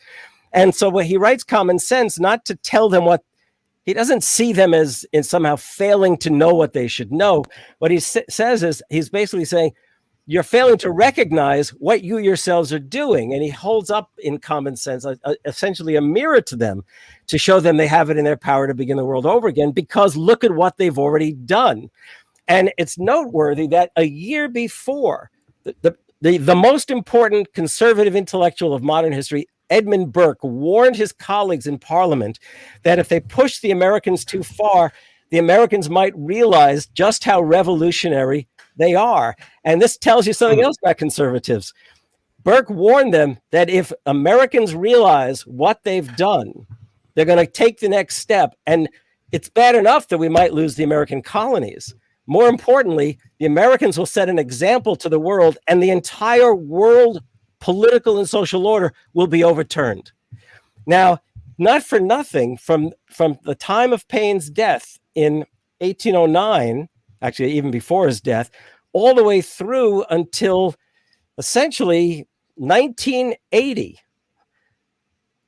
conservatives did everything in their power to literally suppress the memory of Thomas Paine in the American story, whether it was in the school books, in public history.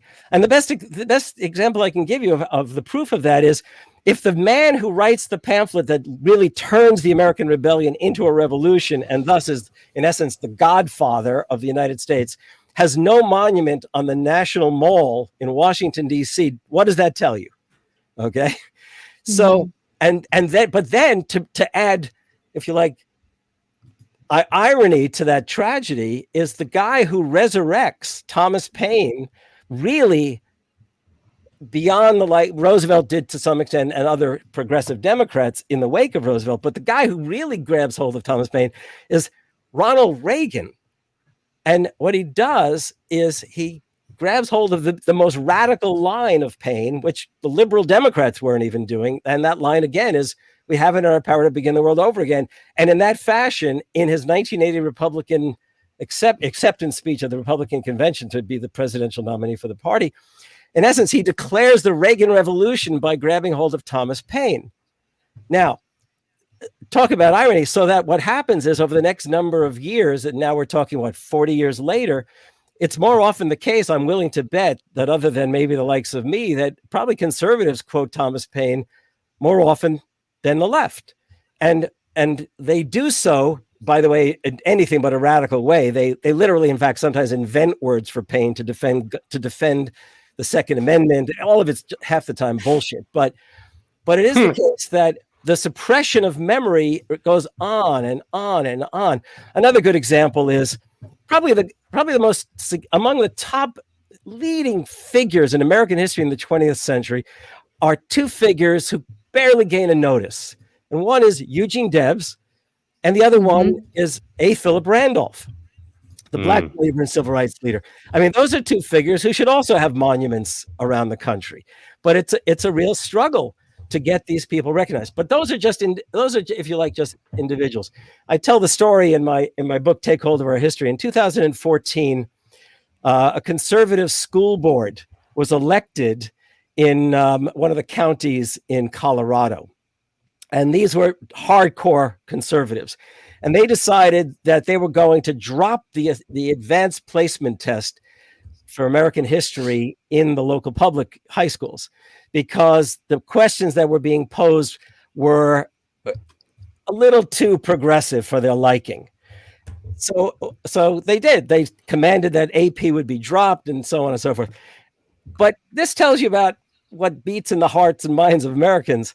The students themselves organized online, massive petition, and then chose a day, and they turned up at school dressed as American radicals from the American past, and then en masse walked out of their classes. So this struggle, by the way, back in the 1990s, in 1980s, before you guys were even born, I was working on this question of the new right. Excuse me, I was born in 1985.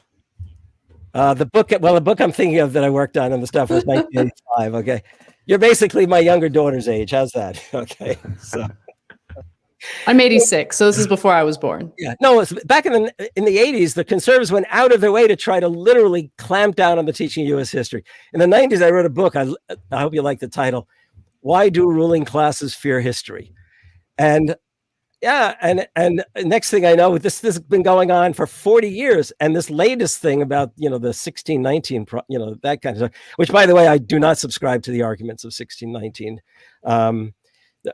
There's no such thing as an American DNA that slavery is built into. I would rather we pay far more attention to the struggles of African Americans in every fashion to liberate themselves and their fellow Americans along the way than to just harp only in a one-dimensional way on the question of slavery and racism. And I mean that, and I get a lot of criticism, but that's pretty much my view. Check out my segment from 2 weeks ago on this very program. Yeah, I caught a piece of it. I mean, you guys are friends with Torrey Reed, who's a young friend of mine. He does a great job of doing these kinds of things. Adolf Reed is another friend, and we talk about this stuff. No, it's the case that I think for the left, this is the most important point. I think for the left in particular, it's our task to start building a narrative that really highlights that the making of freedom, equality, and democracy is not going to depend on making people feel guilty. It's going to be reminding working people that freedom, equality, and democracy is pursued and won in struggle. Okay, that's the fun. I mean, that is the fundamental. And if they feel these kinds of impulses towards doing so, it's because it has been passed from one generation to the next in diverse ways. and that in fact there is something of a democratic imperative in American life that conservatives and the corporate rich do everything they can to suppress or to distract us from. And the more effective we are in enabling Americans to understand why they feel as they do, that they actually do carry, if you like, a sort of deep cultural memory of this kind of what it means to be an American, whether they're newly arrived or native born, as I said, whether they're black, white, brown, whatever language they spoke as a child, there is something fundamental about this. And, I'm going to use a word which people don't like to hear, especially on the left, but it actually is a rather exceptional feature of American life, this American promise. Look, every nation has its radicalism and its struggles from below, and class war goes on globally. But it is the case that ideas do matter.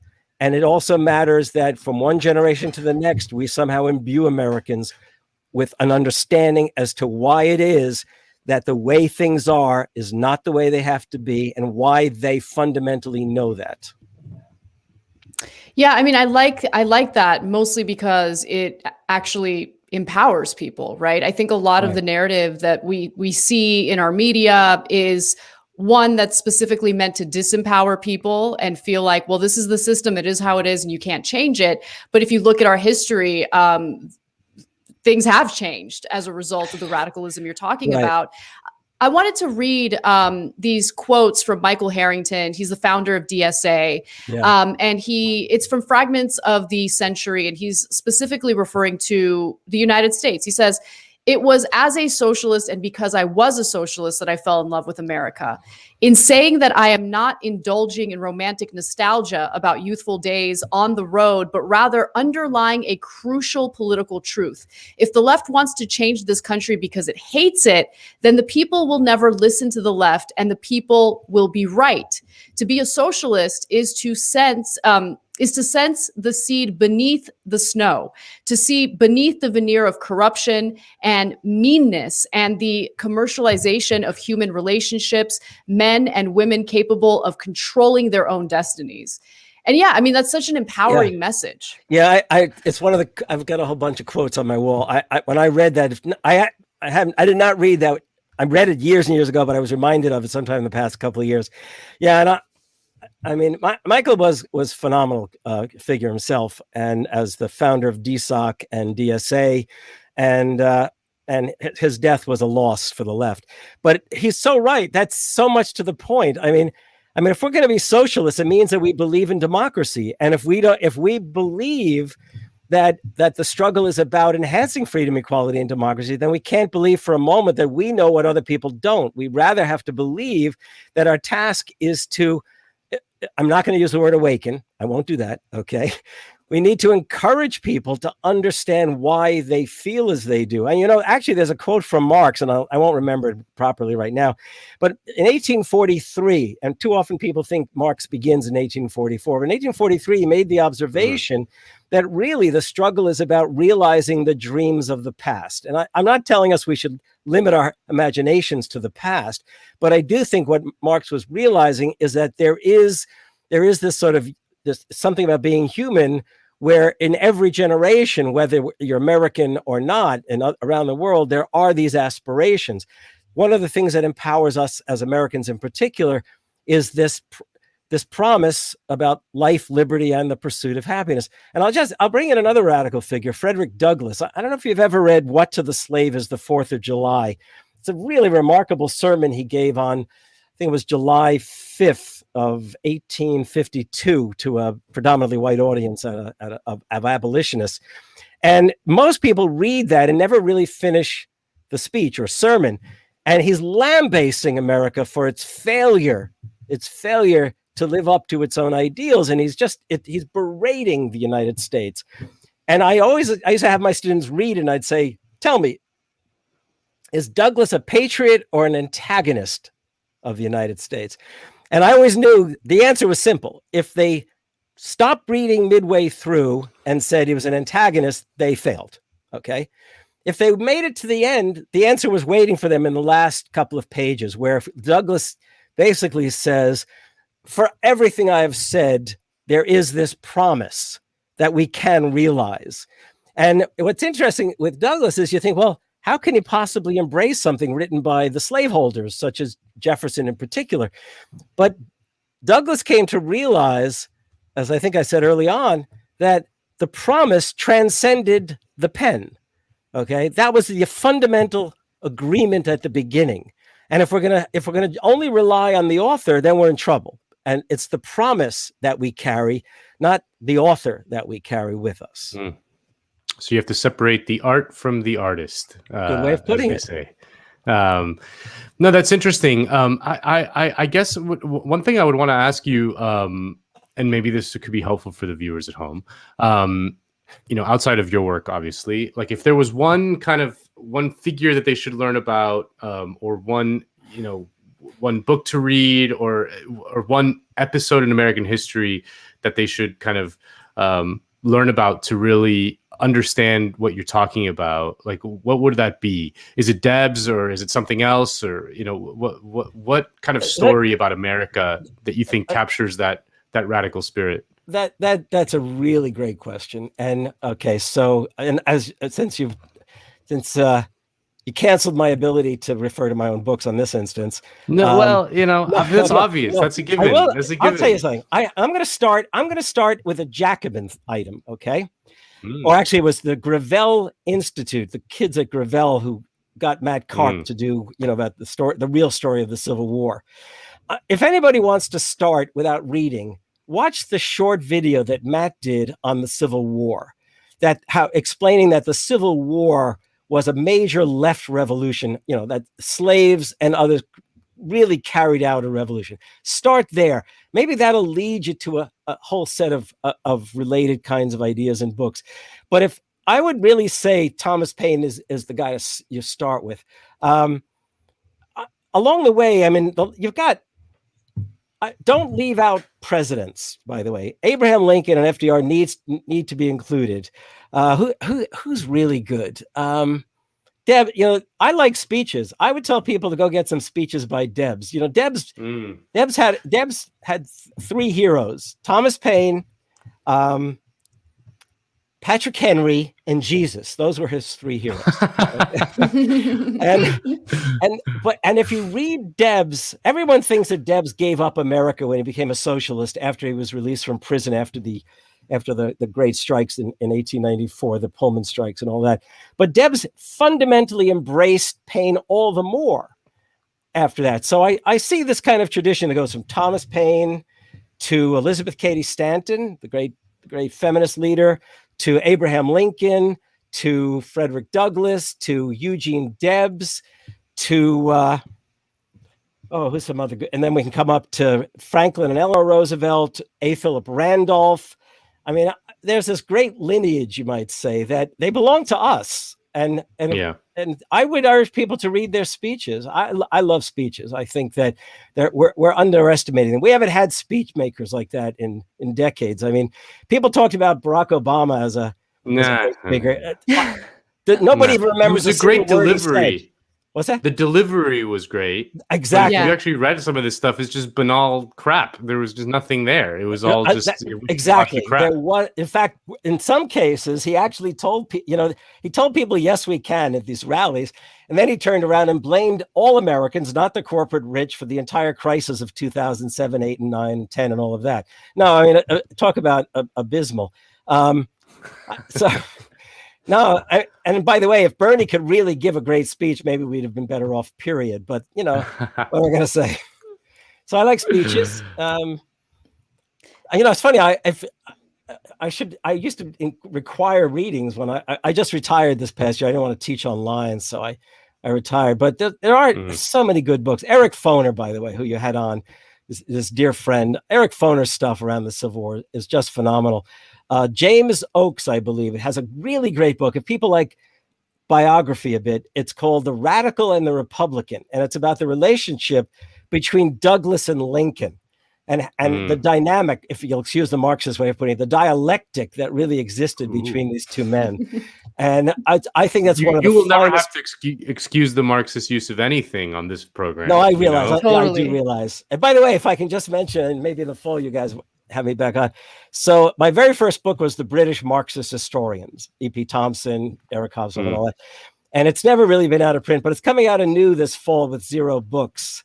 So, we could have a good time with that too. You'll excuse my pushing For that. sure. Yeah. Not at all. No, thank you for doing that. We'd love to have you on. You're obviously right. And what I'm going trying to quote you, and on my next book, you're going to. Yes, that's going to be on the. That should be your bio. It's fair. You're obviously right. Totally. No, but as you're talking, I mean, I'm thinking about how do we get this message out there, right? I mean, not just among people who already agree with us. I feel like right now, socialists in America are pretty insular. And also, unfortunately, there's a lot of infighting as well. I'm trying to think about how under the structures, the media structures that we're operating in, how do we get this message out there to a broader audience, right? Because right now we're doing this show on YouTube, for instance, and we fall prey to YouTube's algorithms. And I'll let you know that this video is not going to do that great, like in terms of views, right? Which is really unfortunate because they have algorithms that intentionally suppress this kind of content. Sure. Right. So how do we think outside the box to get the message out there? Okay. Well, over a year ago, I was talking to Naomi Key about this, and I said, there's this really amazing sort of flourishing right now by way of originally podcasts and now YouTube of progressive left, let's call it left shows. But among the things that are missing in these left shows, and by the way, this is not true for Jacobin stuff as much as in anyway, but it's true for all too many things, is that we really have to figure out a way, without being pedantic about it, of bringing in the kind of radical story. Okay. To bring it in. So it's not like, I'm not so sure let me talk as if I was a producer for a moment. I'm not so sure that I'd say, let's have a 5-minute segment, each week on, say, weekends. Oh, it's not the worst idea of, say, is it Paul from Wednesday nights? He does a good job I think, introducing labor figures, I believe. We could, so if it's a segment or just generally a conversation, or you have this Verso book club, okay? By the way, is modeled after what was called the Left Book Club back in the 30s in Britain, and it's great to see that happening. So I think the idea is you put it in there. The other thing is, and you'll excuse my referring to the other half of your life, Anna, but obviously I'm friends with Cenk, and I know Ben for quite some time, and we're friends. And it would be great if even folks like it at the Young Turks did a little more around these kinds of historical questions. And so it's a matter of cultivating it. And beyond that, I mean, what other miracles could we see happening? I don't know. I heard you guys were doing a production meeting, so I decided. If I figured if I used the word producer, I could bring you in. Yeah. Well, I like your idea because it doesn't involve me doing dances on TikTok. So that's what I'm trying to avoid as much as I can. Yeah, I only get those in private on the text message. That's the direct message between you two. I don't get those messages. No, you don't get those either, Andy. It's too hot for you. It's not totally consensual. I don't know if I should pull out now that Kale's in for the last bit, but I do want to say. No. Okay, I do want to say that Michael and I were. Even now I can't do it. But Michael brought in so much of that kind of historical stuff. In fact, I was always amazed when he got really interested in having me on regularly, because I wasn't doing the kind of internationalist stuff that he wanted. But you can see on Jacobin that kind of sensibility. And by the way, I mean, the magazine is fabulous. It's doing stuff that New Left Review lost touch with years ago, which really was a shame. So the makings are there. The question is, how do you break out of that? And you'll excuse me, Kale, for saying, I mean, I've had conversation with Kale, and I know there are plans underway to really, create video of a historical sort and a contemporary sort. No, that's, it's like the what is to be done, and that's one of the places to start. And basically, everyone has to learn to tweet things to death. You know, I mean, I'm sure Nando and Anna, but especially Nando, you were very good in retweeting. Every 90 minutes, I figured out a way to say, hey, I'm going to be on weekends. You know, Are you watching Gary V videos? Are you getting some tips on the social media posts? Always be self-promoting. That's great. No, I'm with you on. I mean, I studied history. I mean, I'm obsessed with history. I studied history in college. It's a tool that I use because I'm not confident in my ability to interpret the present. You know what I mean? I think that like these people that just kind of see current events and they're just like, this is what I think about this, without like first like going like, let me see like what the past tells me about this. I find to be I'm always very suspicious of them. You know, the past gives you a blueprint, which doesn't necessarily mean that you have to be stuck in it. And it's you know, you should use it as a tool to remake the future. I think that when you mentioned Michael, that's something that he used the past for a lot, and I think pretty self-consciously. You know, that's why he studied, you know, all the revolutionary leaders all over the world. He was like, how the fuck did those guys do it? I want to do it here. You know, like how do these fucking guys in Africa do it? How do these guys in Latin America do it? You know, like let's get some information and some tools on from them on how we can do it here now. What I think frustrates me and a lot of other people about the sort of this new liberal understanding of history is that it's a paralyzing understanding of history. Yes, it's a understanding of history that does not give you the tools to change the present. It only gives you a sense of hopelessness and that change is impossible. And I find that to be an incredibly dangerous thing. I mean, you know, obviously don't buy the right-wing arguments against all this stuff, but, you know, there are arguments against it. Yeah, you know, a whole bunch of historical quotes flew into my head as you were speaking. And one of these is this. I mean, Anna said a little while ago, this is not 1776 America. I mean, it's not. This is not 1861 United States. And we're not 1932 Depression era America. We're in a crisis of that sort, but we have resources and we have a place to start that those people didn't have. So, for example, we've had a revolution, we've had a second revolution, we've had in essence a sort of set of revolutionary changes in the 1930s. We've had the 60s civil rights struggle, which some people actually called a second or third American Revolution. So now we don't have to worry specifically about Jim Crow. We have to worry about a return to that kind of stuff, but we are already beyond that, as we saw a year ago in the Black Lives Matter street protests. We're beyond where those folks were. But the first thing we should not forget is the reason we turn out as we do like that is because we know it is, I'm going to use a term I don't like using because it, you know, sort of represents something else, but it is un-American to accept the way things are. And there was a writer, a journalist out of Chicago, 1900, named Henry Demers Lloyd, and he said, if there was an old statement some people thought was Patrick Henry's, it went something like, you know, the price of liberty is eternal vigilance, or something like that.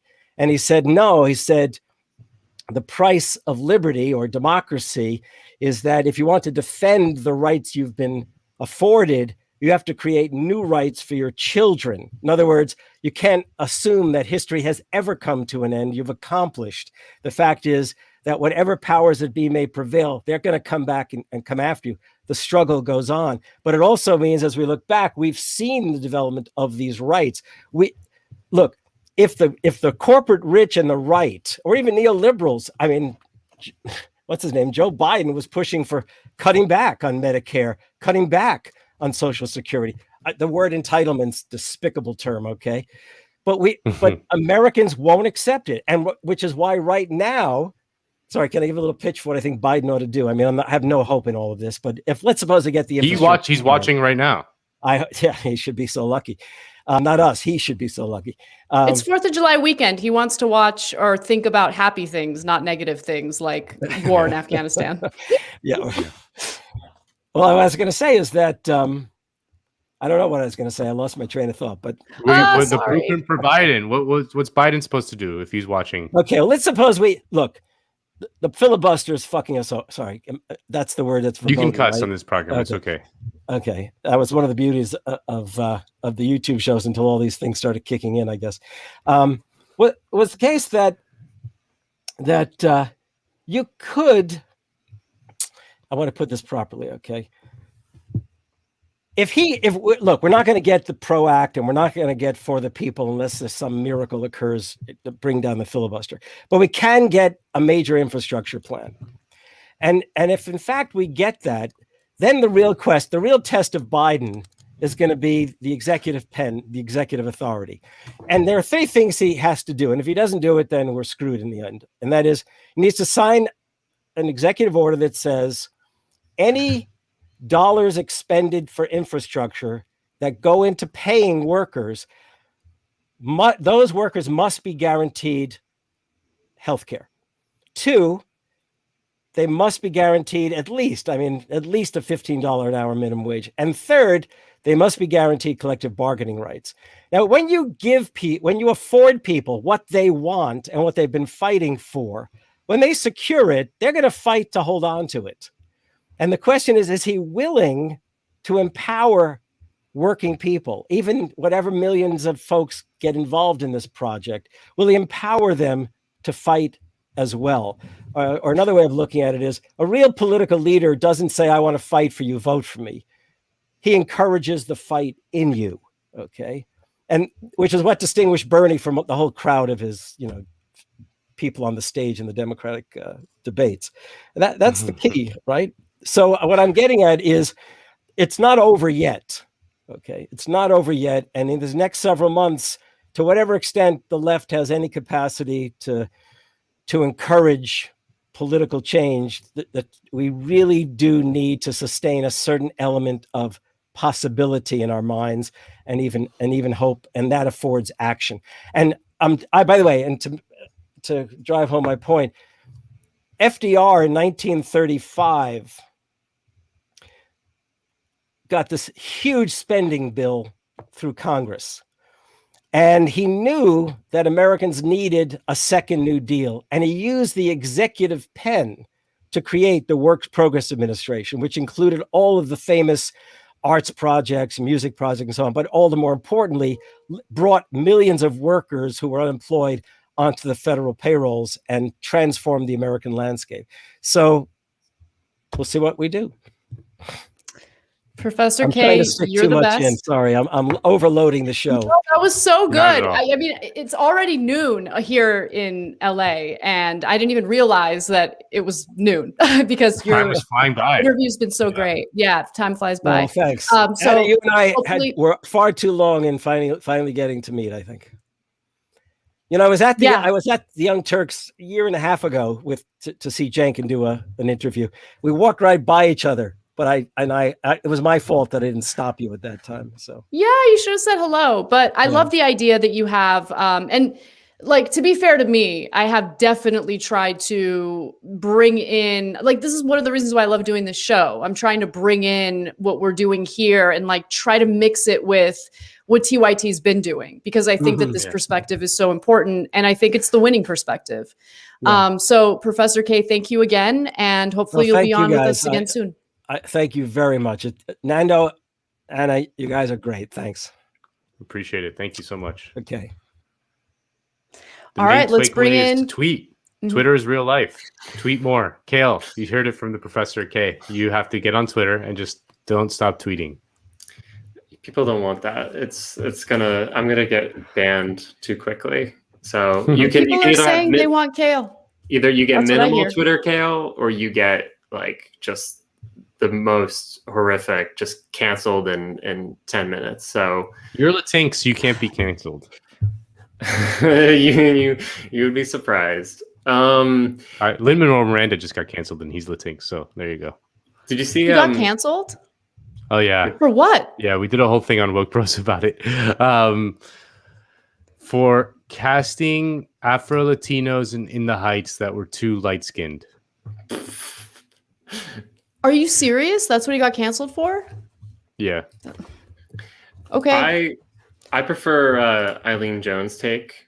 In the Heights is the most boring movie of the year. It rules. I love Eileen. Yeah.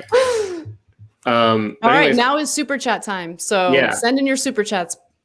Exactly. Yeah. So there is one right now, hard-hitting question that I'm going to start us off with.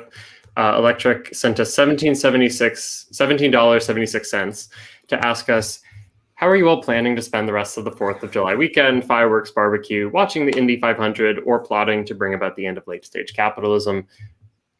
Anything like that? What are you guys doing? They want to know a little bit about of your the life. last thing in this show. So yeah, let's just check that off. Okay. I've already done my bit. Yeah. I'm definitely going to be barbecuing. I made pizza last night in my pizza oven, which was very fun. And we're going to be barbecuing tonight. And I hope to finish Quentin Tarantino's novel, Once Upon a Time in Hollywood. It's actually really good. Like, it's really fun. So I started reading it and got sucked in big time. So I think I'm going to finish it this weekend. Nice. I'm going to be with family, which I'm excited about. I haven't seen my nieces in about a week. I like to see them more than that. And we're going to be doing an Armenian barbecue. But what I'm probably going to be spending most of my time doing, what's in an Armenian barbecue? Explain what kebab, some. Right now, my family's on a lamb chop kick, so we grill lamb chops a lot, and of course, like shish kebab, all of that stuff. So it's a lot of food. It's a lot of fun. Yeah, I'm looking forward to it. I love barbecuing at my parents' house, and then. But the thing I'm probably going to be doing the most of is consoling my dog as he's panicking from fireworks. It's like not fun. Yeah. By the way, Nando, you're a new dad, a new dog owner. Yes. Are there like fireworks yet in Venice? I don't know. I actually haven't even thought about it. Now you're making me think that maybe my dog will have a panic attack. We were actually planning on leaving her here while we went to a 4th of July party tomorrow. So maybe now I'm starting to doubt whether I should do that.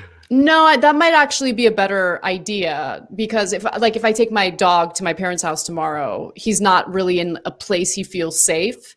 And you don't hear the fireworks as much where I'm at. So that, I don't know. It's up to you. But yeah, dogs panic. It's like the most annoying thing ever. When people start the fireworks like a month ahead of time and then throughout the rest of the month. Gotta get the doggy panic room. Gotta I'll probably be at the beach in New York. Rockaway? Probably. Do people go to Jones Beach? Yeah. I mean, like, I think, like, I mean, there's a ton of people at the beach right now because everyone's just been dying to get out of the house. So all the beaches are packed, and tomorrow's going to be. Do you get tan or do you get red? I get red and I peel. It sucks. The picture of you in Cuba getting all peeled is the most insane thing I've ever seen. It's pretty gross. That's like day after coming back from Cuba, and it just I just have like a map of like Europa, like the one continent, like on my back, just like skin peeling. It's yeah, it's on the Patreon, so you guys should go. On your OnlyFans. It's in the description. Sign up for the Patreon. We're going to be doing a lot more in there pretty soon. You will not get that photo, but we'll see. We'll see how much you guys pay. Okay, I guess there's just one more super chat, just to kind of top us off on this question of hustle culture. Champagne Communista asking us, do you think the motto of if you don't work, you don't eat is behind a lot of the hustle culture mentality? Is Michelangelo, Caldeus, Wagner, and Shakespeare not entitled to eat? Yeah. I mean, it's a similar mentality. Yeah. I mean, I don't know if that's in the hearts and minds of the people who keep recycling the same propaganda to placate workers. But yeah, I mean, this idea that certain things aren't just a human right is ridiculous, right? So food, shelter, water. Like, these are things we need to survive, and they shouldn't be considered, things that we have to like fight for or work for. In a capitalist society, it unfortunately is. These are all things that we do have to work for and fight for. Yeah. What's the Marx quote, Kale? Like, fish during the day, write poetry at night, or what is it? How does it go? Yeah, It's like this is the younger, more poetic, slightly more idealistic Marx, where he's saying, that the better society that he's calling communism or socialism will involve, you'll have the ability to fish in the morning, herd cattle during the day, write in the evening, and debate politics after dinner, without ever having to become a fisherman, a rancher, a writer, or a debater. It's just, the point is that, like, in capitalism, what you do, you have to specialize in order to make it on the market. That, like, if you are going to make a living, you have to do one thing, and you have to sell your ability to do that one thing, typically to one employer, although obviously it's more and more, it could be multiple employers. You could be like on TaskRabbit and having to, do that one thing for a bunch of people. Sometimes you end up doing a lot of different things for a lot of different people. And so it's kind of, capitalism, like Jeff Goldblum says, finds a way. And, that's not what he says, you liar. But I mean, what I find remarkable is just how like internalized the hustle culture is in a lot of people. It's really beaten into American workers because of, like, what we talk about, that they have to compete, with each other. Totally. So they internalize that thing I'll never forget it when it was 15 years ago, 10, 15 years ago, when France reduced the work week to 35 hours, and like just widespread derision in America. And I'm like, totally, you guys have it all wrong. They have it right. Totally. Well, ultimately, I think the question is just like, what is the moral justification for having a 40-hour work week versus a 35, or a 10-hour work week? Like, why pick one number over the other? Yeah, it's just the way we do it. But there's no moral reason why we do it. It's not because it's better. It's because it ends up providing more profit to capitalists if you can squeeze more effort out of workers. Like, there is no other justification for why we work so hard, so long, under such like awful conditions, and under so much stress and anxiety, like needing to constantly sell ourselves again, sometimes to the same boss. So we have to keep it like showing, I'm going to do better today, I'm going to do even better tomorrow. Because if you don't do that, your boss has the ability to replace you whenever they find it makes more sense to get someone who is pitching even harder, saying, I'm going to work even harder, and maybe I don't need the benefits that your current employees have or something. So yeah, and one other thing I wanted to add, and I know I mentioned it in the segment, but I want to reiterate. Since so many people have internalized hustle culture, I mean, just think about what that leads to in the workplace, right? And it's the thing that I can't stand the most, which is everyone keeping tabs on each other as part of this competition, right? So it leads to a lot of shame or guilt if we do listen to our bodies, or we do listen to like our actual needs, and just like take a load off, right? I remember one thing that I don't think I'll ever forget.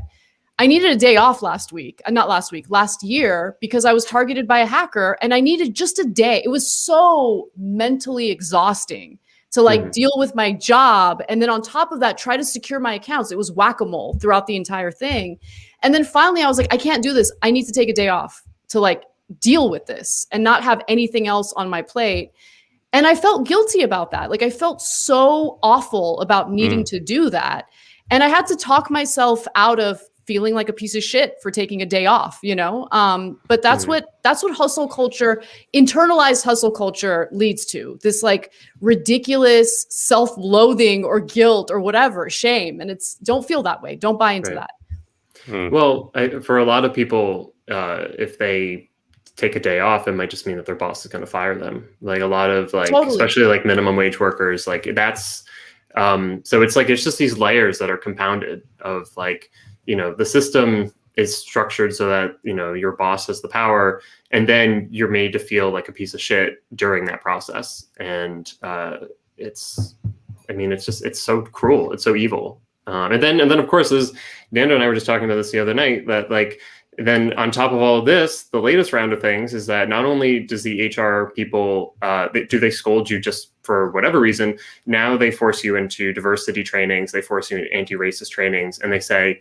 not only do you get your ass kicked every single day here, but you're also morally bad because you have a bad thought in your head. Like, and we're going to get you to say something. You're going to admit to saying, that you've had a racist thought or a bad thought or something. And then when it comes time to arbitrarily get rid of you because we found, we can probably get someone else for basically a better bargain on a worker from the capitalist standpoint, they can then say, yeah, you admitted to us that you're racist. So it just keeps getting worse. And that's, and the problem is that like, because workers have so little power, the fact that it's getting worse doesn't mean that, you could argue, well, if it's getting worse, then they will then fight back because it's just so much harder to deal with. But it's not a question of like interests. Like they have the interests of having a far better workplace and society, but they don't have the capacity. And that's ultimately what we have to try to engender. That's like the point of political organizing, is to try to create greater political capacity on the part of working people. Great. Well, Ryan appreciates us, and we appreciate you, Ryan. Thank you. Thank you, Ryan. Thanks, Ryan. And as LJ says, weekends doesn't get to eat until Saturday afternoon. That goes for all three of us. And on that note, we are going to eat. So thanks for the super chats. We appreciate all of you, and we appreciate the people who aren't sending super chats. We see you. I'm looking at every single comment right now. And you can share the stream. That's a really great way to support what we're doing and get more people watching this program, and don't just send it to your socialist friends, send it to people who might disagree with the content. Because I think we do a pretty good job in creating like a welcoming environment for everyone. I'll debate any of them to death. I'll destroy them with my superior arguments. Nando's got a big brain. Look at that guy. He does have a big brain, but Nando's not really the conflict type of guy. Like, I don't see you being a debate bro ever, but who knows? Maybe. Good night. Hit subscribe, share us, and have a good 4th. Enjoy the weekend. Thank you, Kale. All right, folks. Alrighty. Thank you so much for watching, and have a happy 4th of July. I will be out next week. Just wanted to give you guys that note. It is my birthday weekend, so my husband's planning something. I don't know what, but I'm excited. I know but what it Nando will be here. Do you really? No, I don't. Oh. I don't. Okay. All right. Well, anyway, but thank you so much for watching, guys. Have a great 4th of July, and we'll see you next weekend.